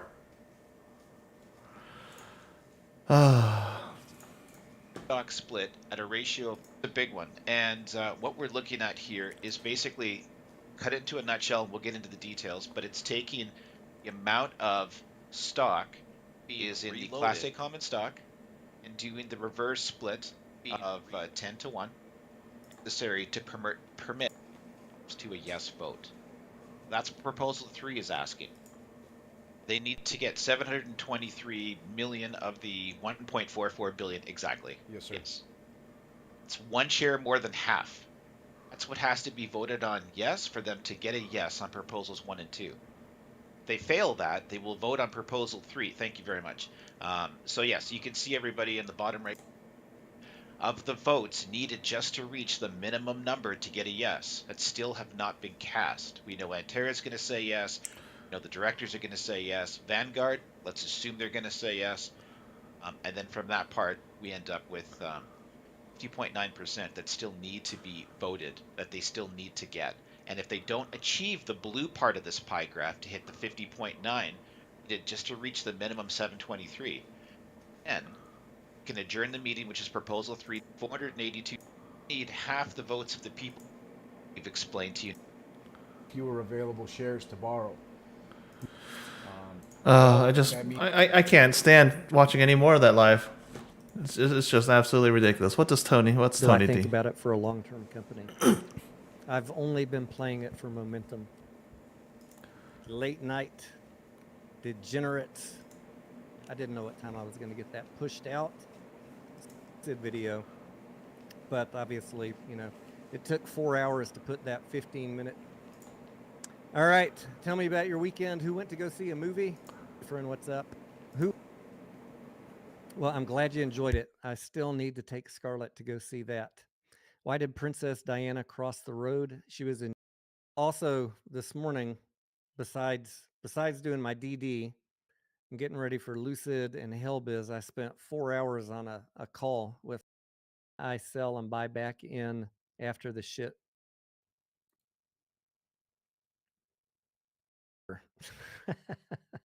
I've been talking in the Discord about it. Okay, I got no patience to to listen to that either. I don't see anything that's of relevance there. So yeah, it's just absolutely ridiculous. These folks. Oh, okay. At least Hellbiz. He looks like I know he occasionally reads these official filings. It takes him God knows how long. I think I saw a video of him on a live, or he was doing a live stream the other night, looking at the proxy stuff, and him and what is that investor guy is on live with. I think they spent like 3 hours to go through the whole document, and they were getting tripped up all over the place. It's a lot of simple proposals. I don't knock you if you have an issue, if you got difficulties reading through this whole proposal. If you're brand new, it makes sense. Yeah, it makes sense that it's hard to understand all these filings. It's hard to understand all these concepts. Hard to understand the terminology and how it all works. Yeah, you have no experience. You have no knowledge. And if you take the steps to learn, to study, props to you. But if you have a platform, you're out making YouTube videos all the time, you're doing live streams, you're taking money, you're grifting, you're doing all those super chats and all that. It's insane. You should have a significantly higher baseline of knowledge before you try to spread information about anything, any company, when you try to not give financial advice to these folks. How many? I forgot. Tony Denaro, he has more than 2.1 million video views. He has more than 18,000 subscribers. He has over 500 videos. He started his channel back in May 13th of 2021. How much money has this guy made? How much super chats has he gotten?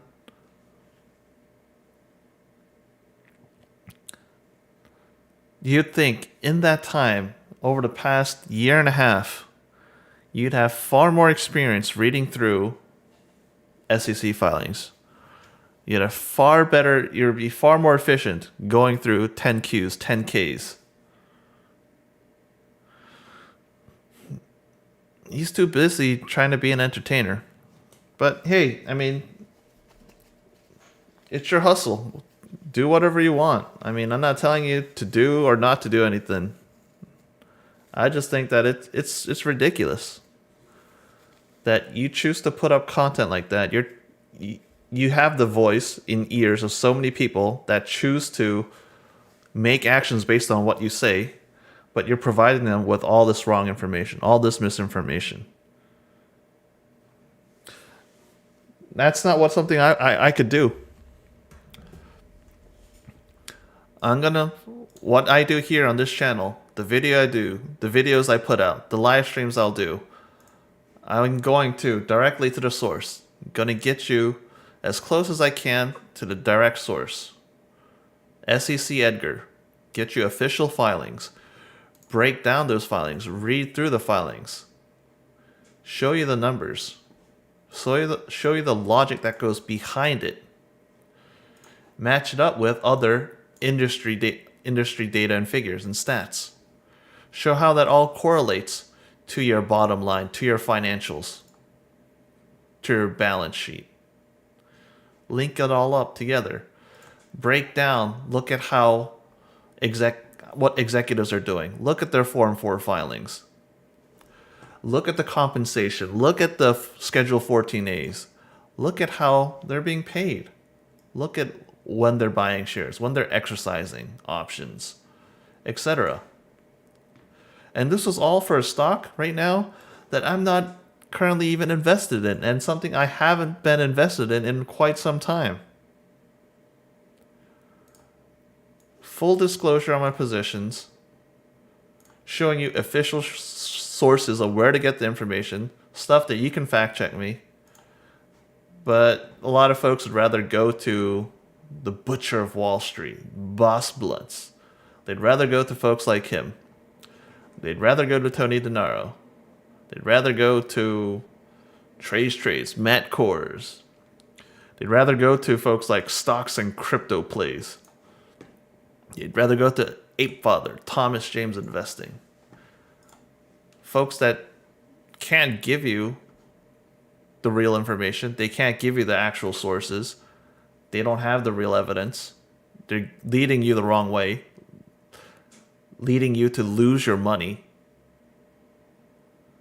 But yeah, you got no problems giving them super chats. If I were in their situation, if I was so pro this situation, if I was so pro AMC, all those super chats, I would spend that right back into the company. You're so bullish on the company. You're buying thousands of call contracts in the case of Boss Blunts, those AMC 1 contracts that expired, out the money, went to zero. You're going to spend all that money. You got no problem accepting those super chats. You're lining your own pockets. You could be spending that. If you're so bullish about your company, spend that money. Go to your local AMC. Buy a gift card. Buy popcorn. Buy whatever snacks. Give that money out to folks then. You see a homeless guy in front of the AMC? Okay, go inside to the AMC. Buy a popcorn. Buy a drink. Buy some food. Buy some candy. Take that super chat money. Give it to that homeless guy then. You're helping your company and you're not grifting off of it. You're helping a homeless person. All at the same time, you're taking that money you got from the super chat to help fund your company that you're so bullish about. But nope, all these folks, they're just going to pocket that money. Ridiculous. I think they're all trash. But yeah, that's what I'm just going to call it, folks. I think I've pretty much covered all that needs to be done for this Schedule 14A. Pay attention. You're going to see earnings call for quarter 4, end of 2020, fiscal year 2022, before this meeting, before the shareholders meeting. But you're going to have to vote. The record date of when your shares will count will be before that earnings call. Record date February 8th. Special meeting March 14th. Earnings call probably within that first week of March. You'll see what how the company is performing. But guess what? The die will have already been cast. The number of shares that you hold will only have counted back in February 8th, to influence this. But yeah, gonna end it here, folks. Hope you like the content. Hope you like the breakdowns. If you got opposing views, please bring them up. I got no problems. I'd love to debate, folks. If you bring actual data, you can pull up actual filings to show me back up your points. Show me the evidence, show me the data, show me the stats from a reputable source. I got no problems. I could be wrong. I'm not a financial advisor. I'm not a professional. I don't do this for a living. This is something I just do as a side, as a hobby. But I'm being transparent with you folks. I'm being dead honest to you folks. I bring the information. I show you my analysis. Let the chips fall where they may. I let the data speak for itself. So yeah, folks, appreciate it. Hit the like. You got questions, comments, concerns, whatever, leave them down below in the comments. Stuff that you want me to cover, let me know. Because I'm not going to be covering AMC forever. There's going to be a certain point where this company is going to go down. It's going to lose that retail hype. And I'm just going to move on to the next one. Whether that's a GNS, whether that's a Hellbiz, it's a WISA, AVCT, whatever. I'll be covering more stocks. I'll be covering and calling out the bullshit. I'll be calling out the grifters that are trying to make money tricking folks that don't know better, tricking folks into believing them by saying, "Oh, just trust me, bro. You'll make money. You're gonna get so freaking rich. Just trust me." I'm gonna continue to call them out. That's what my channel is gonna be. Provide you the real info so you have more knowledge to make a better decision, and call out the grifters that profit off of you. Those folks are scumbags. But yep, hit like, subscribe, share it, folks. You think that need to see this, that need to be informed, that need to be enlightened, basically. But until next time, folks, Shadowstars out. Peace.